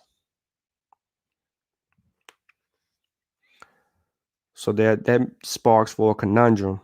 And it was, one of many examples of how people really saw Hari. He wasn't fit to be a king. He wasn't a rightful king just based on his behaviors and his actions. Now, although Hari did not have the traditional power associated with the Ndongo kings, he realized that he retained some type of position that would help him, especially with the social demands. Chief among the requirement, and he became a Christian. Putting aside his former assistance, he was baptized in 1627 by Father Paciano, along with his wife and relatives.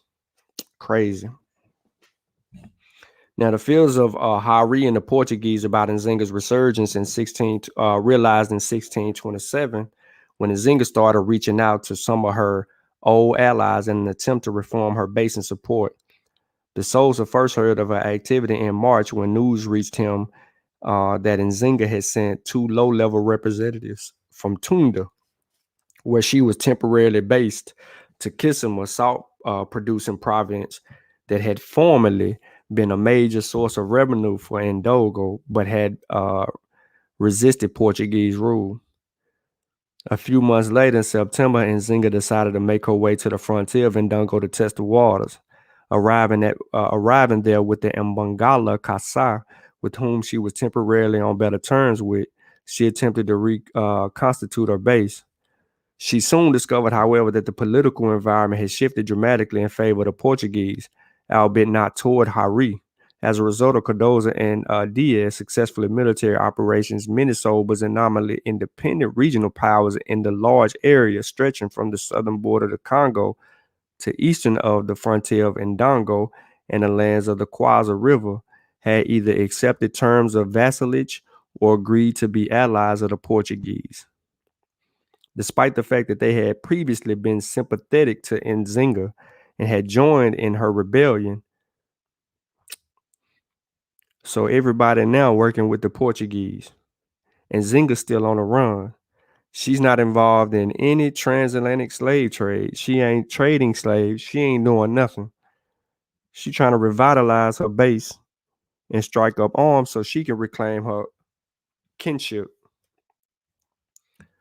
But if you let other people tell it, this B, this H, this masculine woman, this Nazi, this tyrant,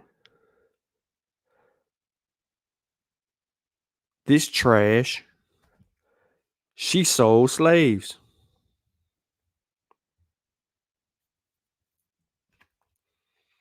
See, in November 1627, Nzinga sent her highest officials and some attendants to the Mbaka to present her case. Most of them had to say, well, most of what they had to say was new. He reiterated Nzinga's decision to become a De Souza subordinate independent. Nzinga, however, did not concede her right to rule in Ndongo. But they stressed that the queen had returned because she was the rightful ruler. And quite frankly, she was tired of wandering through woods. Nzinga, he reported, blamed her counselors for advising her to flee and was now ready to take part in the vassalage ceremony and pay tribute to the King of Portugal. He went on to discuss the origins of the conflict, stressed that Nzinga believed that Hari Kalanji had become a vassal of the Portuguese in 1624. He did so solely because he wanted to inherit her kingdom.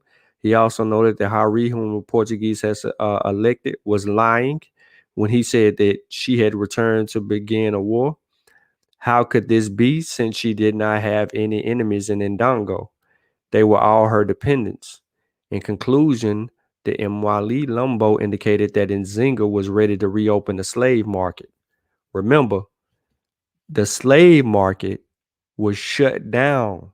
This is one of the reasons the Portuguese was pissed. Now, on her behalf, he represented the capital.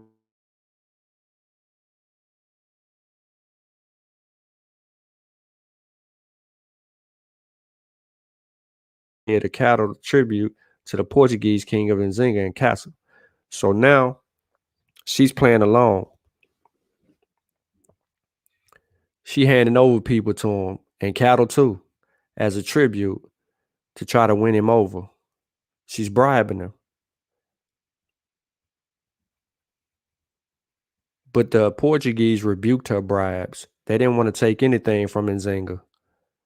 And he ain't promised her no reinforcements. Or do he? See, when she paid tribute to him, that changed the game for him. That was different than her earlier actions. Remember, she was more rebellious. She refused to pay tribute, as she saw that as a sign of weakness. However, while sternly rebuking him for accusing the Portuguese of taking bribes from Nzinga, he promised to send reinforcements to Hari. So Hari is now upset. He catches wind of what Nzinga is doing. Her reappearance and reemergence would shun him as king. And, you know, although the Souza isn't saying much, he's still playing along with Hari being the king. So it's a game of cat and mouse. But let's see what happens. Nzinga, of course, knew nothing at this point of the fate of her emissaries. While awaiting news, she tried to illustrate the Portuguese her willingness to leave in peace. She relocated to an island in Zongo, in the Kandongo Islands, about a 2-day journey from Mbaka, to avoid fighting the Soba and Dola Kumbaji in the Lukala region, who had attacked her after she asked him to turn over to the fort of Cambares slave soldiers of the Portuguese who had fled to his lands during the earlier uprising. She even ordered her Mankanzus to ask for Cardozo's permission to remain on the island. In addition, Nzinga sent up to one of her supporters on a mission to Sobakandoli and Kiso, one of the main bases of support east of Ndongo, to ask him to retreat well those Portuguese Cambares and Pumbareros, African traders working for the Portuguese merchants. That's what that means. Who were in the lands and they were working and trading goods. Kandali dismissed Nzinga's plea and instead turned against the merchants, robbing and attacking them, and in the process killing 3 Africans belonging to the Portuguese, 1 freeman, and 2 slaves. The remaining Portuguese traders and slaves fled to the land of the Soba, Kasibu, and a vassal of Portuguese who vowed to protect them with their lives. This incident exposed Nzinga's main weakness. She now had to confront the reality that she had lost support she had previously had among the Sobas in the region.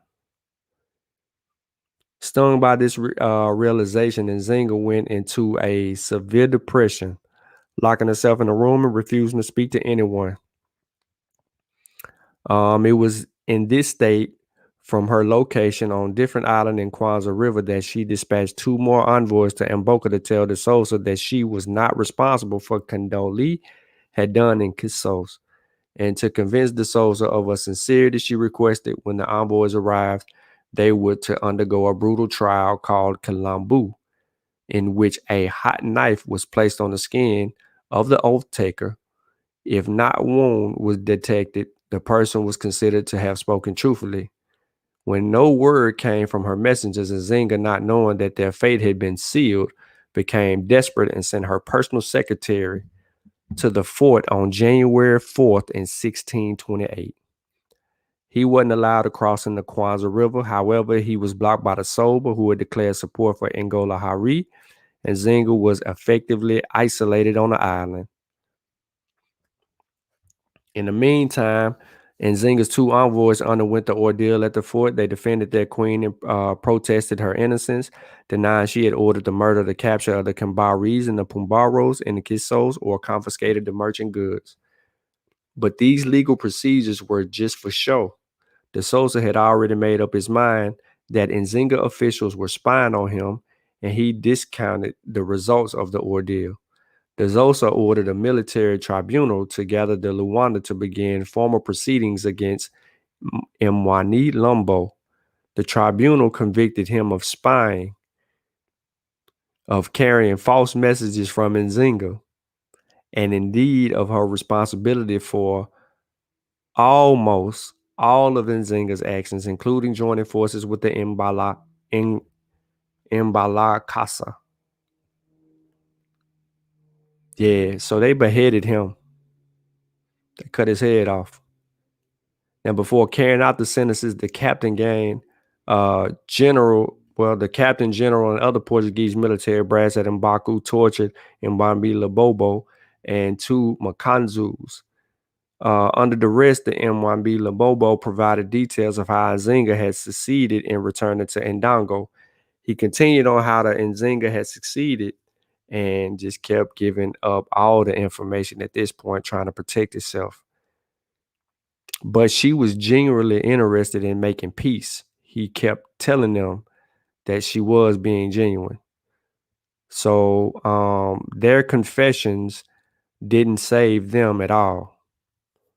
They would be beheaded, and that happened on the 23rd of December in 1627. 3 weeks after their execution on January 15, 1628, Captain General of Mboka sent 11 Nzinga envoys and supporters to Luanda. The group included 2 Mbakazis and other officials who had either been arrested upon their arrival at the fort or been picked up elsewhere. Among the group was Lukala and 3 companions who supported Nzinga. All of them gave sworn testimony that revealed Nzinga's whereabouts and actions. While the 2 condemned Mkazus were kept prisoner in Luanda awaiting embarkation to Brazil, because remember, they were either going to capture you and send you to the New World or capture you and kill you. And if they kill you, they're going to cut off your nose and send it back to Portugal as a trophy. Now, accompanied by the Portuguese official, they carried out a message to Nzinga from the governor. In it, he informed Nzinga that if she was the earnest about wanting to be his dependent, she needed to go to the Kambambi. He reassured her that he would guarantee her safety and clear the roads, whether she came by way of the Mbaku or across the open country. She should know, he assured her, that a Christian and a person of high status, she would be treated with dignity, and he pleaded with her not to risk her life by going back into the woods. He added an incentive. De Souza would allow her to bring casa. He asked her to have confidence in him, and he considered her a dependent. However, De Souza made it clear that this was Nzinga's last chance. If she failed to take up his offer, the Portuguese would come back and look for her, and she would not enjoy the guarantees that message promised. In fact, De Souza stated that if Nzinga sent more envoys to the fort, they would be beheaded. So she couldn't send nobody up there to talk on her behalf no more. He was just cutting their heads off. In conclusion, he cautions Nzinga to consider seriously what she would lose if she failed to obey, and to recall the risk that she had already faced during her escape. Surely it would be better for her to spend the remainder of her life resting without having to worry about her survival and upkeep. See, this is context. Remember, this lady set out to restore the kingdom that her family had once had, and that she saw as a child as a very prosperous kingdom. And even though her grandfather resisted, her father resisted, her brother resisted the Portuguese, she was going to resist them. But at what cost? At this point, could she continue to fight? She ain't got nowhere to go. She has no standing among her people, only some people. and her kingdom had fallen. But she kept mobilizing support. Through her various emissaries, Nzinga had indicated to De Souza that she was willing to become a vassal of the Portuguese king. His response shows differently. The two leaders envisioned the role of a woman in the royal family. De Souza's view was based on the early modern European model. He expected Nzinga to give up any claim to the lands of the throne in the Ndonga and accept Hari as a legitimate king. He also wanted her to accept the lower status title, a sister of the king, and agree to retire from the public sphere and live quietly off the generosity of her guardian, the governor himself. In many respects, what he was offering her was a better option than the ones that most of the women from royal families in Europe faced if they challenged their exclusion from political leadership. De Souza attempted to solve the political crisis in Ndongo, which was caused by decades of war and commercial policy based on extraction of slaves by casting Nzinga's gender at the overriding cause of the conflict. When he laid out that Nzinga's two options, submit and become a powerless woman or face the Portuguese troops, De Souza miscalculated. He had taken Nzinga's appeal to him as a sign of a weakness and clearly did not understand either the depth of Nzinga's perception of herself as a leader or the political and cultural traditions that motivated her. He had understood those factors, he would have not been surprised by Nzinga's response. She would fight until the death for her kingdom. She was willing to become a vassal under conditions that would allow her to retain power, but not under the conditions that De Souza was offering.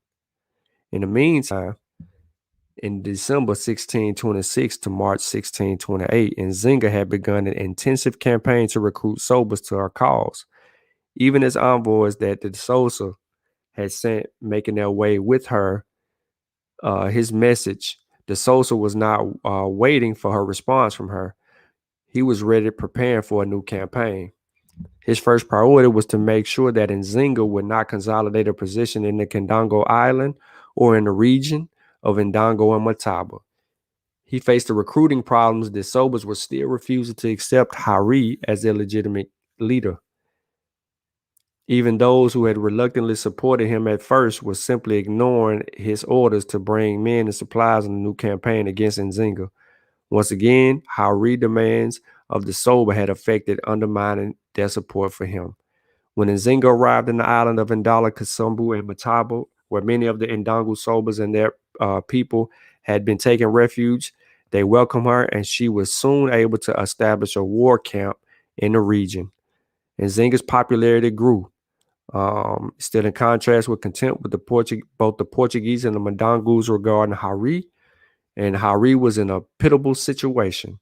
He had no soldiers of his own, and the Sobas and Ndongo were all open to rebel against him. By the end of March 1629, Hari and the Portuguese had already planned to move against the Sobas. Before doing so, they sent out messages ordering the Sobas to appear before Hari. Not a single one showed up because they were all riding with Nzinga. Hari flew into a tantrum. He was pissed. He was upset. He would complain to the Portuguese and demand that they provide him forces, but nobody complied with his orders. Now, he and Nzinga were both dependents of Ezavado. He exclaimed that he could well allow her to return to Ndongo. He himself would leave Ndongo and move back to Ndongo or to Limbo near the Masingo, where the Portuguese would cut off his head. During the outburst, Hari took a straw, handed it to the interpreter, and walked away. With this gesture, Hari was indicating that he was giving up his rights to the kingdom. The Portuguese knew that the Sobas preferred to follow this order rather than those of Hari, despised as he was the poverty and inability to maintain the kingdom on his own. Nevertheless, the alliances with Hari was important, and De Souza was committed to shoring up the king's control by trying to force the Sobas to obey Hari. Now, Hari urged De Souza to go farther and to behead several of Nzinga, Makatos, and Sobas as an incentive to her supporters to turn themselves into the fort. He also wanted the Portuguese to capture Nzinga, warning that if she were to remain free and continue her allegiances, she would become more powerful or even destroy the kingdom. The Sosa essentially followed Hari's advice. So in June of 1629, the captain general at the fort of Mboka arrested and imprisoned Ndango Sobas, who were released only after they agreed to become vassals of the king of Portugal.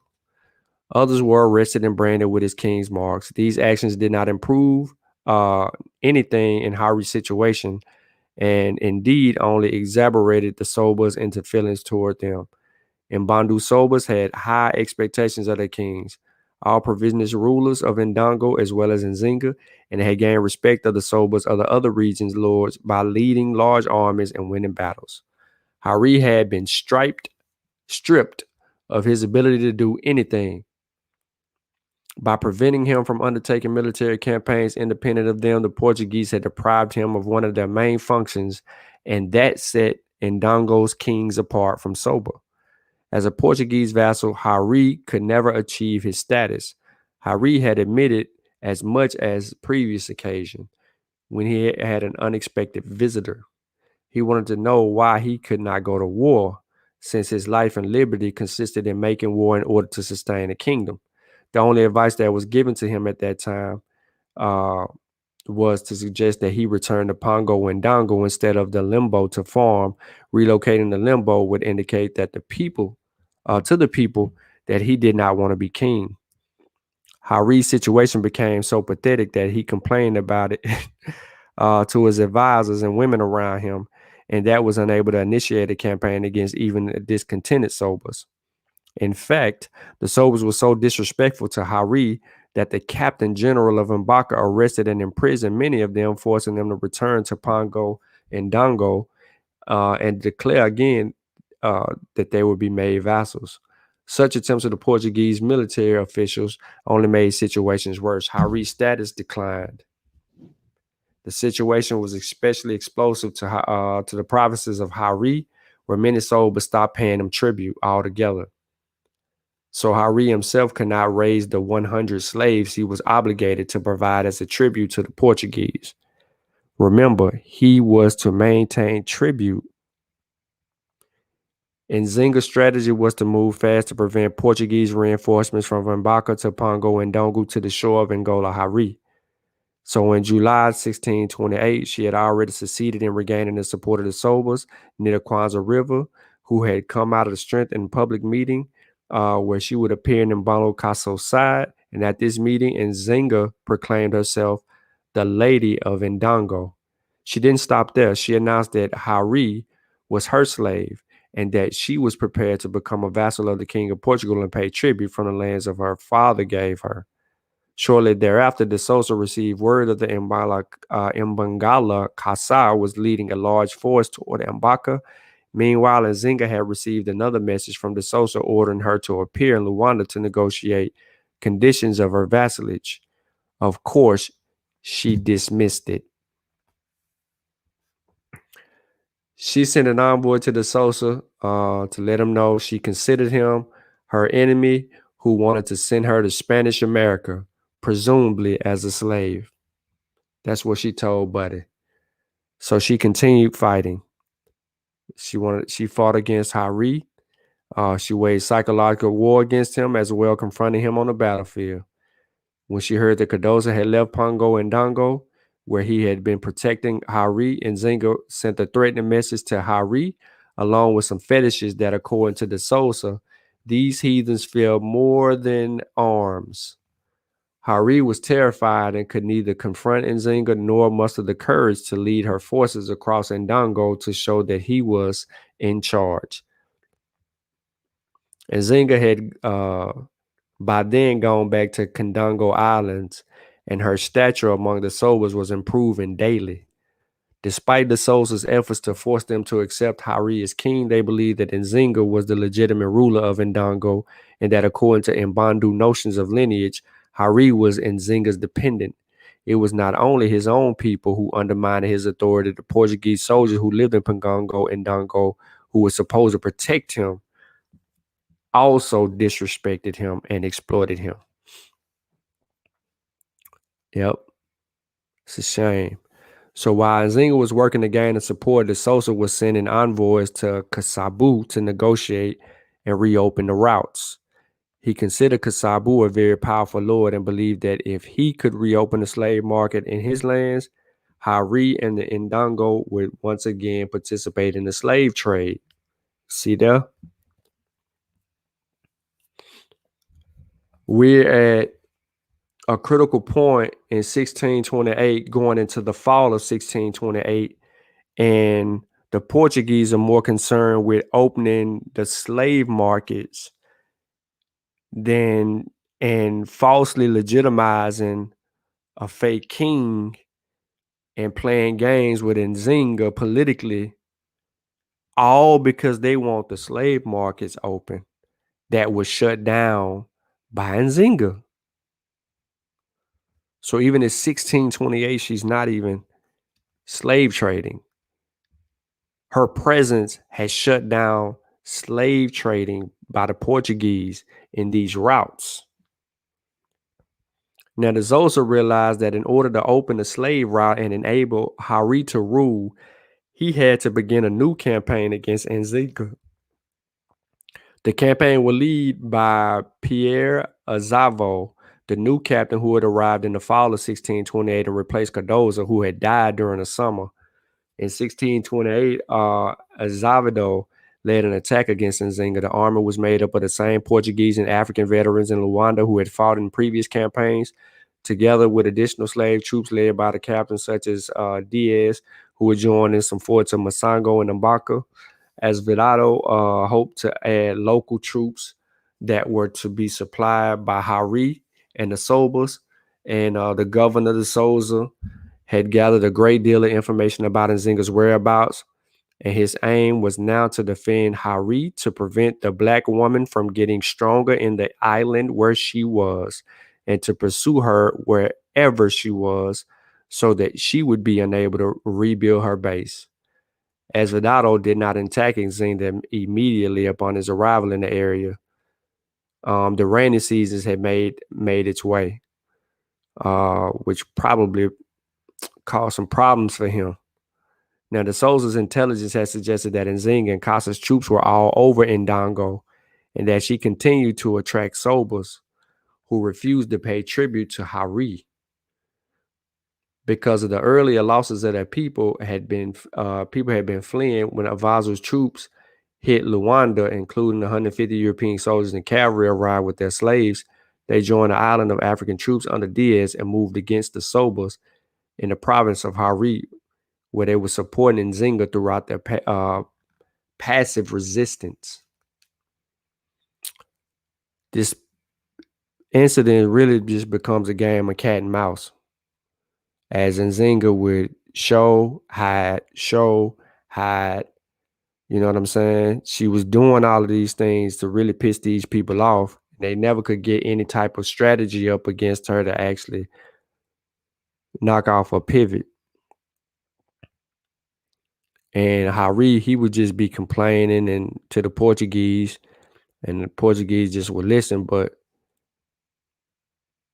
their army couldn't capture or destroy Nzinga or her people. They just couldn't. They kept trying, but they just really couldn't. So the Portuguese operations in Mataba did much to unravel Nzinga's strategy. In the first place, it further thwarted her hopes to rejoin forces with the most powerful and Bangala leaders, Kasanji. Now, Kasanji had an attractive large number of refugee and Bandus, and his following of Bowman were estimated more than 80,000. He had rebuffed her initial advances, killing more than 9 of the envoys that she sent him. And then he was uprooted by the Portuguese incursions. When Kasanji learned of the Portuguese plans to invade the Colombo, he fled to a nearby Congo province of Wandu. Recently vacated by its own ruler from Wandu, Kasanji boasted that he was ready to send the Portuguese the cattle and slaves he had brought to the Congo capital in exchange for the trades. Listen to this: in exchange for trade goods, powder, arms, and ammunition. Kasanji succeeded. he would have become the dominant African political force in the region, presenting a challenge to the Portuguese and possibly overpowering Nzinga as well. While these events were taking place, Nzinga maintained her relationship with many of the Sobas who refused to obey Hari. These allegiances ensured that the slave trade route between Mbaka and points east of Kaso, located in the frontier of Kasabu lands, remained blocked. Her relationship with the Sobas kept slave trade routes blocked. The Portuguese incursions in Matambu had weakened and resolved the Sobas of Ndangu, who had fled and attached themselves in the Sobas in the interior of the Mataba and the Kisabu lands. Nzinga continued her attempts to put together a broader coalition, sometimes going so far as to threaten to cut off a Soba's head if he refused to join her. She sent messages to the three Mbangala leaders whose camps were located around Ndangu, but these camps faltered. Her hopes for allegiances with the Mbangala Kasanji had gone nowhere, and Kasa had turned against her. So by early 1629, Nzinga had built some secure sites for war camps in the borders of the lands of Soba, Kasubu near Mataba, where three of his brothers bagged her and where many of her supporters were located. There they would stock their food, livestock, and other supplies that they actually needed. She also had the support of another ruler in the area and another brother near Nangali in southeastern Mataba. Nzinga knew that the Portuguese army had recruited many Makados from Ndangu to force Ndala Kasabi to send his army to find her and face her on the invasion of Portuguese forces. The Portuguese would send their threats, and they didn't mean anything to her. She just looked at them like they were crazy and continued her business. She continued to build, stock supplies, waver, and maneuver in a way that would make sense for her. She knows she needed guns and things of that nature, so she would try to do whatever she could to get arms. But these people, these Portuguese with their guns and their cavalry and all that, still couldn't track her down, whether it was day or night. So there was an instance that they called the Great Escape of Nzinga, where she had evaded these people wholeheartedly, like right under their nose, like a G. This account took place in 1629, May of 1629.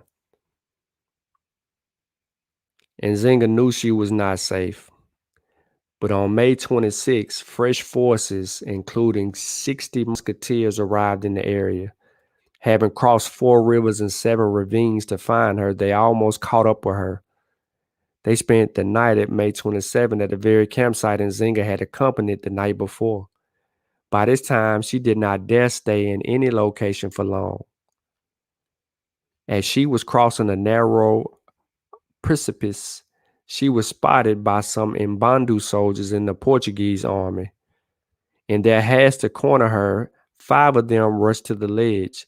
They lost their balance and tumbled down the precipice, and their bodies cut into pieces as they fell. To protect Nzinga, several hundred of soldiers surrounded her, making a wall. As the soldiers pursuing her stood deciding on their best method of apprehending Nzinga, they witnessed an awesome spectacle. Nzinga, at this point, a seasoned warrior, nearing 50 years old, grabbed what appeared to be a rope. Perhaps it was one of the strongest vines that grew out of the rocky surfaces from the top of the precipice, and maneuvered her way down to a raven where some of her people were waiting. The precipice Nzinga descended was supposedly so high that if one stood at the top, the voices of the people at the bottom were inaudible. How she planned this, we can't know. But Nzinga landed in the midst of a throng of people, ensuring her own survival and that of 200 out of an estimated 500 soldiers who had made a cordon around her. Nzinga walked away without an injury. Any respect with the Portuguese pursuers after this accomplishment was short-lived. The Portuguese captain immediately ordered Mbandu soldiers to take off their shoes and climbed down on those ropes after her. They captured 300 Nzinga's remaining troops who had managed to escape during the first battle at the Colombo. The revelation was for some of the captured Sobas, and Kambaris provided some insight into the state of mind of Nzinga and her small group of supporters. After intense questioning, they reported that Nzinga was the first inclined to surrender. When she reorganized the severity of her situation, it was the Kambaris who had fled the Portuguese in order to join her, who encouraged her, pledging that where she died, they will die also. That's real. Now, although Nzinga had slipped through their hands, her pursuers had been able to find a camp in Malambo in which her sisters and other relative advisors were located. Now, in this camp, there were several Portuguese prisoners she had captured and was a large number of Sobas and Makados. The Portuguese armed staged a surprise attack on the camp at daybreak, with Nzinga's partying order to fight until the end echoing in their heads. The defenders put up a valiant, bloody resistance, but they were outgunned. The Portuguese soldiers captured several of the most important individuals, including Nzinga's sisters, Kambu and Fanji. With Nzinga on a run, at least temporarily, and out of the picture, the Sosa set about to regularize Hari's rule in a way that he had not done before. He sent word to Hari to immediately begin building settlements in 2 locations in Mataba where the Ndongo kings had formerly built their courts and where he had so far not been able to enforce his rule. So Hari would continue to do so, preparing himself to becoming king and getting his mind right to be a vassal to the Portuguese, whatever that means. Although Nzinga's whereabouts were unknown, her sisters were now captives who could be used as political purposes. Decisions the Portuguese took about these captives would inform many of the choices Nzinga would make in subsequent decades. After their capture, Kambu and Fanji, Nzinga's aunt Kalaj, and 11 Sobas and Mokatas were taken to Luanda through Ndongo and were paraded naked along the way. So her sisters is walking around butt naked, and everybody associated with them. This is pure humiliation. So I have a question. Since the Portuguese captured her sisters and her auntie and people that were following her, and they made them walk a very long distance, what would you say to that? Because Sosa continued to say this the other night. He talked about how long the journey was from the interior to those boats, and he called it gruesome. But the Portuguese stripped these women butt naked and made them walk for a long period butt ass naked. And y'all never said anything about that. You just kept on talking about people walking from the interior. The Sosa, however, viewed the captives' march into Luanda as the perfect public showcase in which to dramatize his military success over Nzinga. When the prisoners arrived in July 1629, he made the sisters undergo a variation of vassalage ceremonies that was typically forced upon conquered Sobas, but which Nzinga had never undergone. In preparing to meet them, he staged a ceremony similar to the ones that earlier governors had held in African royalty. He arranged that the captain and the guard of the governor's residence to have the naked prisoners brought before him for public audience. I received them sitting on a chair whose arms were covered with crimson velvet, set against the wall where the weapons were, which was in the antechamber, the Sosa wrote, with my military staff, a gold chain, and a gold sword dressed in brown with a small belt, and leaning against the wall were more people and captains of the city. When the party arrived, the Sosa rose slightly from his chair and opened up his arms as if to embrace them. He ordered a carpet to be put, remember, they put at the feet of him. And through an interpreter who was kneeling, he told them that he was pleased to receive them and that he wished that they had come under different circumstances with their sister. He attempted to soothe them. They should not be sad, he said. Rather, they were lucky because God had showed them good fortune, and the King of Portugal would show them mercy. At the end of his speech, the governor ordered them to be dressed and sent them to a house of Da Silva, the same woman who had hosted Nzinga and had become her godmother when she was baptized in 1622. The spectacle became even more humiliating when De Souza rose from his chair, leaving all the prisoners laying on the floor naked, and turned to congratulate their guard, Captain Dominguez Lopez de Sagaru, praising him for acting as a valor. Months after intense brainwashing, Kambu and Fanji finally agreed to be baptized. The baptism, which took place at the official church recalled in Nzinga's own ceremony years earlier as nobility of the land, turned out to witness the ceremony. De Souza stood as their godfather, and two of their prominent ladies of Luanda served as their godmothers. De Souza was also waiting for a definitive word on Nzinga's whereabouts. Reports had recently come in that she had not been eaten by cannibals or killed by wildebeest, but instead had crossed Kwango River and joined the Mbangala Kasanji. Two Mbandus, Alexander Ladani and Manuel Nombrego, were sent out to the fort to Mbaku to visit the Soba, whose lands bordered the Kwango. Their orders were to go in directly to Kasanji, Colombo, were verified where Nzinga was. So the details they obtained alarmed them as they realized that Nzinga had temporarily joined up with the Kasanji and sworn to continue the resistance. So she was in it to win it. Her sisters have been captives, her aunt captives, her people captives. But she's still trying to fight. Because as long as she was fighting and she had these allegiances, those slave routes and markets would not be open. There was no trading going on that way, buddy. So Kasanji may have had a little expectation that Nzinga would accept his proposal.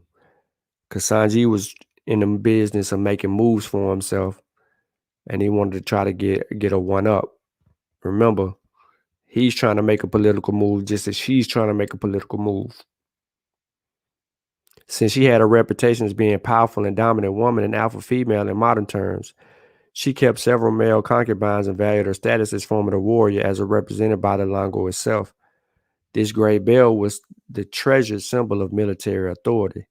Surely Nzinga would not agree to take on the role of a Mbangala captain's wife, unable to participate herself in wars and obliged to refrain from any sexual contact until her husband returned from battle.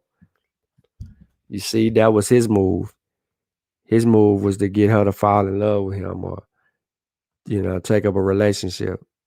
And he would queen her up that way.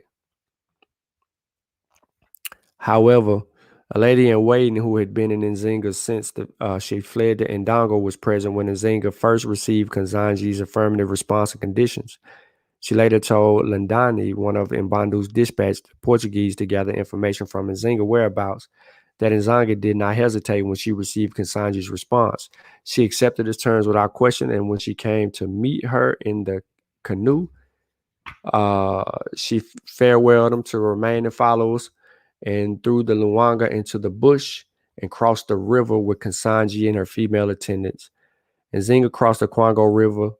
Another attendant notified Nzinga of her sister's capture. Those of her followers who had remained with her up to the time she left the Kasanji reluctantly headed to Mataba on the lands of Ndala Kasabu, and other soldiers armed with remaining war material and waiting to see what would become of Nzinga. Man, y'all rocking with me for real. So, let's see what happens. Despite Nzinga's remote location, she was never far from De Souza's mind. The general realized that Mbandus were becoming more and more connected to Nzinga as well as her captive sisters, although Hari allowed himself for a time to believe that he was securing his position as a king thanks to the Souza's strategic planning, and Nzinga presence continued to haunt him pretty much. He was still unable to impose his will on the Sobas who had returned, and Dangu, without relying on the Portuguese military assistance, even though he gave him grudging acceptance, were subject to being deprived of their positions. Some returnees did submit tribute when they were forced to, but many had precious little to hand over. During the war, the environment had decimated the troops and had cut down palm trees and confiscated livestock, chicken, palm oil, and hogs that compromised the expected tributes. The population, too, had been deeply affected. Portuguese troops had captured many healthy young members of the population and had taken them to Luanda, where they were enslaved and sold in the Atlantic slave trade. The Portuguese. They left few young people, 4, Hari to send a tribute to the Portuguese. Many Sobas who were forced to pay and simply made their way to the poly, sending 80-year-old captives who arrived in Luanda dead or so sick that they had no value in the market. They was enslaving old people. Other Sobas who remained in the war camps and in Dangu's eastern frontier refused to send any tribute at all and took refuge with their camps in the woods. When the army came after them, some took the trek to Kwango River in the hopes of meeting up with Nzinga, while others simply disappeared into the bush. This situation was accompanied by the fact that although the Souza had invited Mbangalas such as Casa to return to the lands in which they had been expelled from and become vassals, Nzinga had sympathizers in their surrounding regions, such as Mbauli, Kasama, and Mataba, who continued to divide the governor. Sobas and local representatives who continuously challenged Portuguese authority to impose their tribute on them avoided participating in vassalage ceremonies and failed to communicate with Luanda. As de Souza came to the end of his term as governor, Kambu and Fanji remained hostages in Luanda. During the next few years, Nzinga would focus her attention on obtaining the release of her sisters, while still making it difficult for Hari to rule. Although Hari retained the title of king, the real political future of the region lay with Nzinga, who would soon open up a new chapter of her life. So this lady is 50 years old and she ain't partaking in no slave trade yet. She's still blocking the slave routes. They still on her ass. They capturing her people and she's still handling her business. All the while, Nzinga is made out to be a bitch, a hoe. Her sexuality is questioned. There's an emotional rant geared toward her that is unbeknownst to any other. And none of this that has been stated to you today and the last few days has ever been uttered from any of their mouths.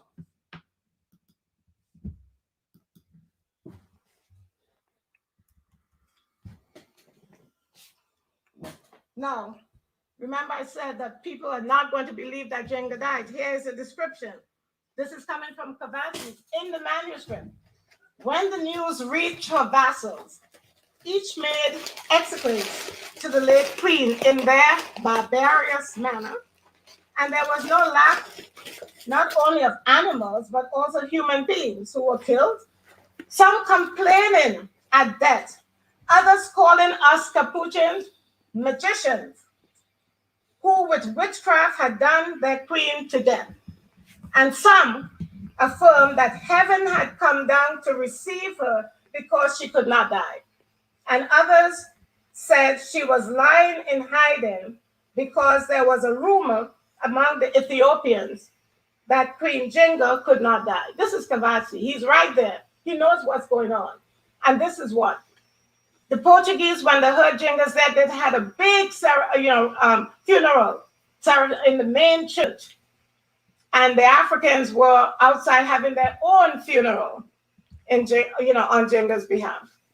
So Njinga was a figure that impacted the Portuguese as well as the Africans, and not only in her kingdom. I love this. This is an unpublished poem. It's in my book now. but it's an unpublished poem, an excerpt. Read the whole poem, I put most of it there. Here he says, okay, this is who he's comparing Njinga with. Because of Agrippa, Rome rebelled. Because of Helen, Greece rebelled.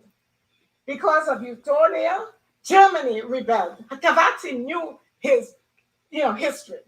Because of Hecuba, Spain rebelled.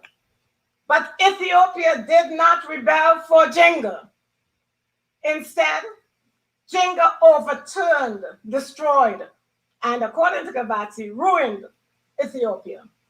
Njinga in debt stole from heaven's treasury. Therefore, we can sing to a most cunning thief. A most cunning thief has stolen from the treasury of heaven. Njinga, he was not sure that Njinga had actually converted in the end. A real question. So his ode to Njinga was that she was a cunning, crafty, the reluctant and crafty convert, because her memory is going to come down in the traditions about all the miraculous things that she did. You go to Angola, there's a place everybody want to put, carry me to. You got to go and see Njinga's footstep where she's put. She and her dog, they have to step. I have pictures of it. Okay? Every place you go, Njinga did this. When she was fighting the Portuguese, she left at every village a set of her guards so that they could, in fact, delay the Portuguese until she finally arrived at the capital that she established. Okay? That's the type of legacy that this woman has. Now, Njinga has another set of infamous legacy. If you read European luminarios of the late 18th, 19th century, you'll see that. The first reference I could find to a European author, who writes about the legacy of Njinga is from Maciac, Espinel Maciac, Relação da uma viagem de Angola. She sits on a high throne so that she could see the visitor through a glass and would only open it for those she wished to see. There's no reference in this documentation that I read that Njinga was anything but public. She entertained people publicly in a big plaza, But here we have, again, this sort of, the legend, the creation of a legend about Njinga and this mysterious warrior woman. The next, the greatest, and this is a reference to the London Quarterly Review that was in fact reviewing a book that was written, Histories of the Discoveries of Africa. And here's what the review said. The greatest enemy, by the way, the English, as you know, didn't like the Portuguese. It's Catholic Protestant, okay? So you see it here. The greatest enemies that the missionaries had to encounter in Abyssinia were whom? Women. As well on the coast of Africa were whom? The women, the ladies, okay? For though in both countries, now Abyssinia here is Ethiopia. Ethiopia was never conquered, the only African country that remained independent during European conquest. So, and we know that the Jesuits had gone to Ethiopia trying to convert the Ethiopians from Orthodox Christianity to Catholic Christianity. Who was it that rose up against the Jesuits and the king? It was the women, the nuns. Jesuits, women debating the Jesuits. Read that by Welcher, okay? Belcher, Wendy Belcher, right? The women stood up because they were the protectors of tradition. And he says, the women, he dismisses them as men. They all do the agricultural work. They are the ones who are articles of sale. It's very dismissive of the women. But he had to admit that the only group who actually defended their country to keep it independent in these two areas, Angola and Ethiopia, were the ladies, the women. They were the first to protest and take an active part against their abominable doctrine, right? Each man should restrain himself to one wife. So all they are saying is that The women only protested because the Portuguese had come and brought in monogamy, right? And I can tell you that the Portuguese were not any more monogamous in Angola than they were in Europe, in Portugal. So give me a break. You know, here we have another excerpt, London Quarterly said, one steady career of conquest, crime, and butchery. This is how Njinga is described. But my greatest find was from our philosopher. All of you who study, higher education would have heard him, Hegel. Everybody knows Hegel, right? Here's Hegel. He did write on Njinga. And what did he say? He doesn't identify her name, but he says, once a female state, it was mostly famous for its conquest, at the head of which was a woman. She pounded up in a mortar her own son and besmirched herself with his blood and made sure it always had a supply of blood of the pounded children at hand. She drove away and put to death the men and ordered the massacre of all male children. Now it's a gendered stuff. Okay? These furies, you see the terms that are used to describe the women. These furies destroyed everything in the region, not doing any agriculture. They're forced to live by constant pillage. They took prisoners of war as husbands. Pregnant women had to leave the camp. And if they had a son, they had to get rid of him. This infamous state, guess what? It just disappeared. That type of state cannot exist. And we know that, in fact, the state of Matamba, still in Angola, has a site where Njinga's grave is maintained. And the people tell me, well, the Portuguese never came up here. Okay? The state it didn't disappear. It was incorporated into what is today Angola. And the Portuguese themselves, by the way, they got a kick out of preserving this history, I can tell you. Because in my second book, I'm doing Njinga in memory. And you read it, and the 350th celebration of the conquest of Angola, guess what? They're writing books, and it's all profiling the section of Angola. Njinga is big. And why is it? They want people to understand that they finally conquered. They got the better of Njinga because she died a Christian. They got the better of Njinga. So I want to stop it right there. And I want to reiterate something. She's 50 years old at this point in time in this text and in this historical battle against the Portuguese and resisting the Portuguese. And she's still trying to restore her kingdom. 50 years old. She's in her 50s. And you ain't heard nothing yet about her selling thousands of slaves a year. Remember, Sheffrin, you said it. In your chat, you said it in the chat. We can pull the video up and screenshot it. You said that she sold slaves for 40 years. Well, she's 50 years old. And we ain't hearing nothing about slaving. We hearing her rejecting slavery. We hear her not only rejecting slavery, I'm too close to the mic. We hear her rejecting slavery, but we don't hear nothing of her selling anyone captive. She ain't even capturing nobody. She's trying to restore relationships. She spent the majority of her queendom trying to rebuild their kingdom and repair things. She was in a repair phase for at least 20-some years. But none of this was ever mentioned. Kimoya said, oh, I almost forgot. I ain't heard nothing about selling no slaves. Because what they're talking about hasn't occurred yet. This is why historical context is important. She was dragged into this because Sheffrin had made the claim that there was a slave market and slave trading that existed before Europeans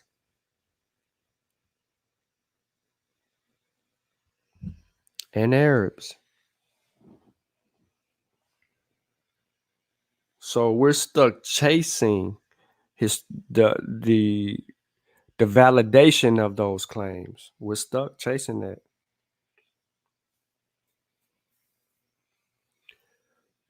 So this one is a little bit long because I started an hour ago on the ignorance of people. However, I'm not going to hold anyone else up. This would be a good review, as I would hope that everyone would review each one of these episodes, as it is very important to know about Nzinga. See, these are the things that people don't know.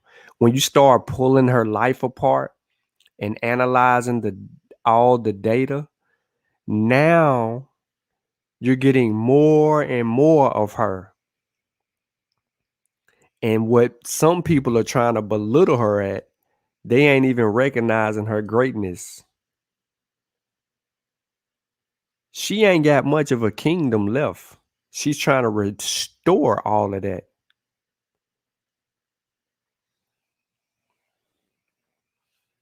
Y'all ain't feeling me, man. If y'all listen to the mess that I had to listen to, that I mean, I ain't even finna keep on cutting up the videos and showing people where all this stuff began. It's just crazy. It's asinine. Like, what was the intention of all of this? And then this last video, y'all said y'all won. Y'all proved y'all point. Y'all said y'all winners. Y'all ain't got to respond or say nothing. That's what y'all said. I ain't say this. Hey, shout out to everybody who purchased what SARS-CoV-2 taught me, man. I see y'all, man. It's a lot of names. I appreciate y'all. It's a couple of people who bought like 4 or 5 books. We appreciate y'all for doing that. It's some people that have bought books for family members and things of that nature. Shout out to y'all for doing your thing, man. Also pick up Spearmasters. I mean, support us, man. Support us. We're doing the work, and we're doing it the right way. We're doing it to advance scholarship. We're doing this in the interest of our people. We're not doing what we're doing to belittle or disrespect our people whatsoever. The first link that I just put in the chat is for the Spearmasters book. The second link will be for what SARS-CoV-2 taught me. Let's deal with it. So I appreciate everybody tuning into part 5. Those of you who will catch the replay, we appreciate you. Please like the show, share the show. Click the notification bell. If you're not subscribed, subscribe. I know a lot of people like to be entertained in this manner, where people are going back and forth and arguing over ignorance, but some stuff is unwarranted. And the way they mischaracterized the legacy of Queen Nzinga was very disrespectful. So maybe tomorrow evening we'll be back with part 6. But we're going to get it all in. We're going to get it all the way in. I'm telling y'all this now. We're going to get it all the way in. Or when y'all want me to stop, I'll stop. But we're going to get it all the way in.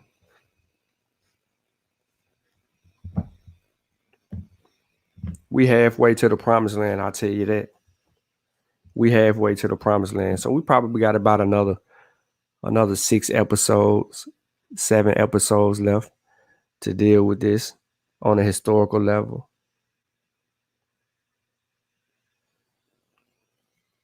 But man, I appreciate y'all for tuning in. Make sure you pick up your copy of what SARS-CoV-2 taught me. And I catch y'all on the flip side.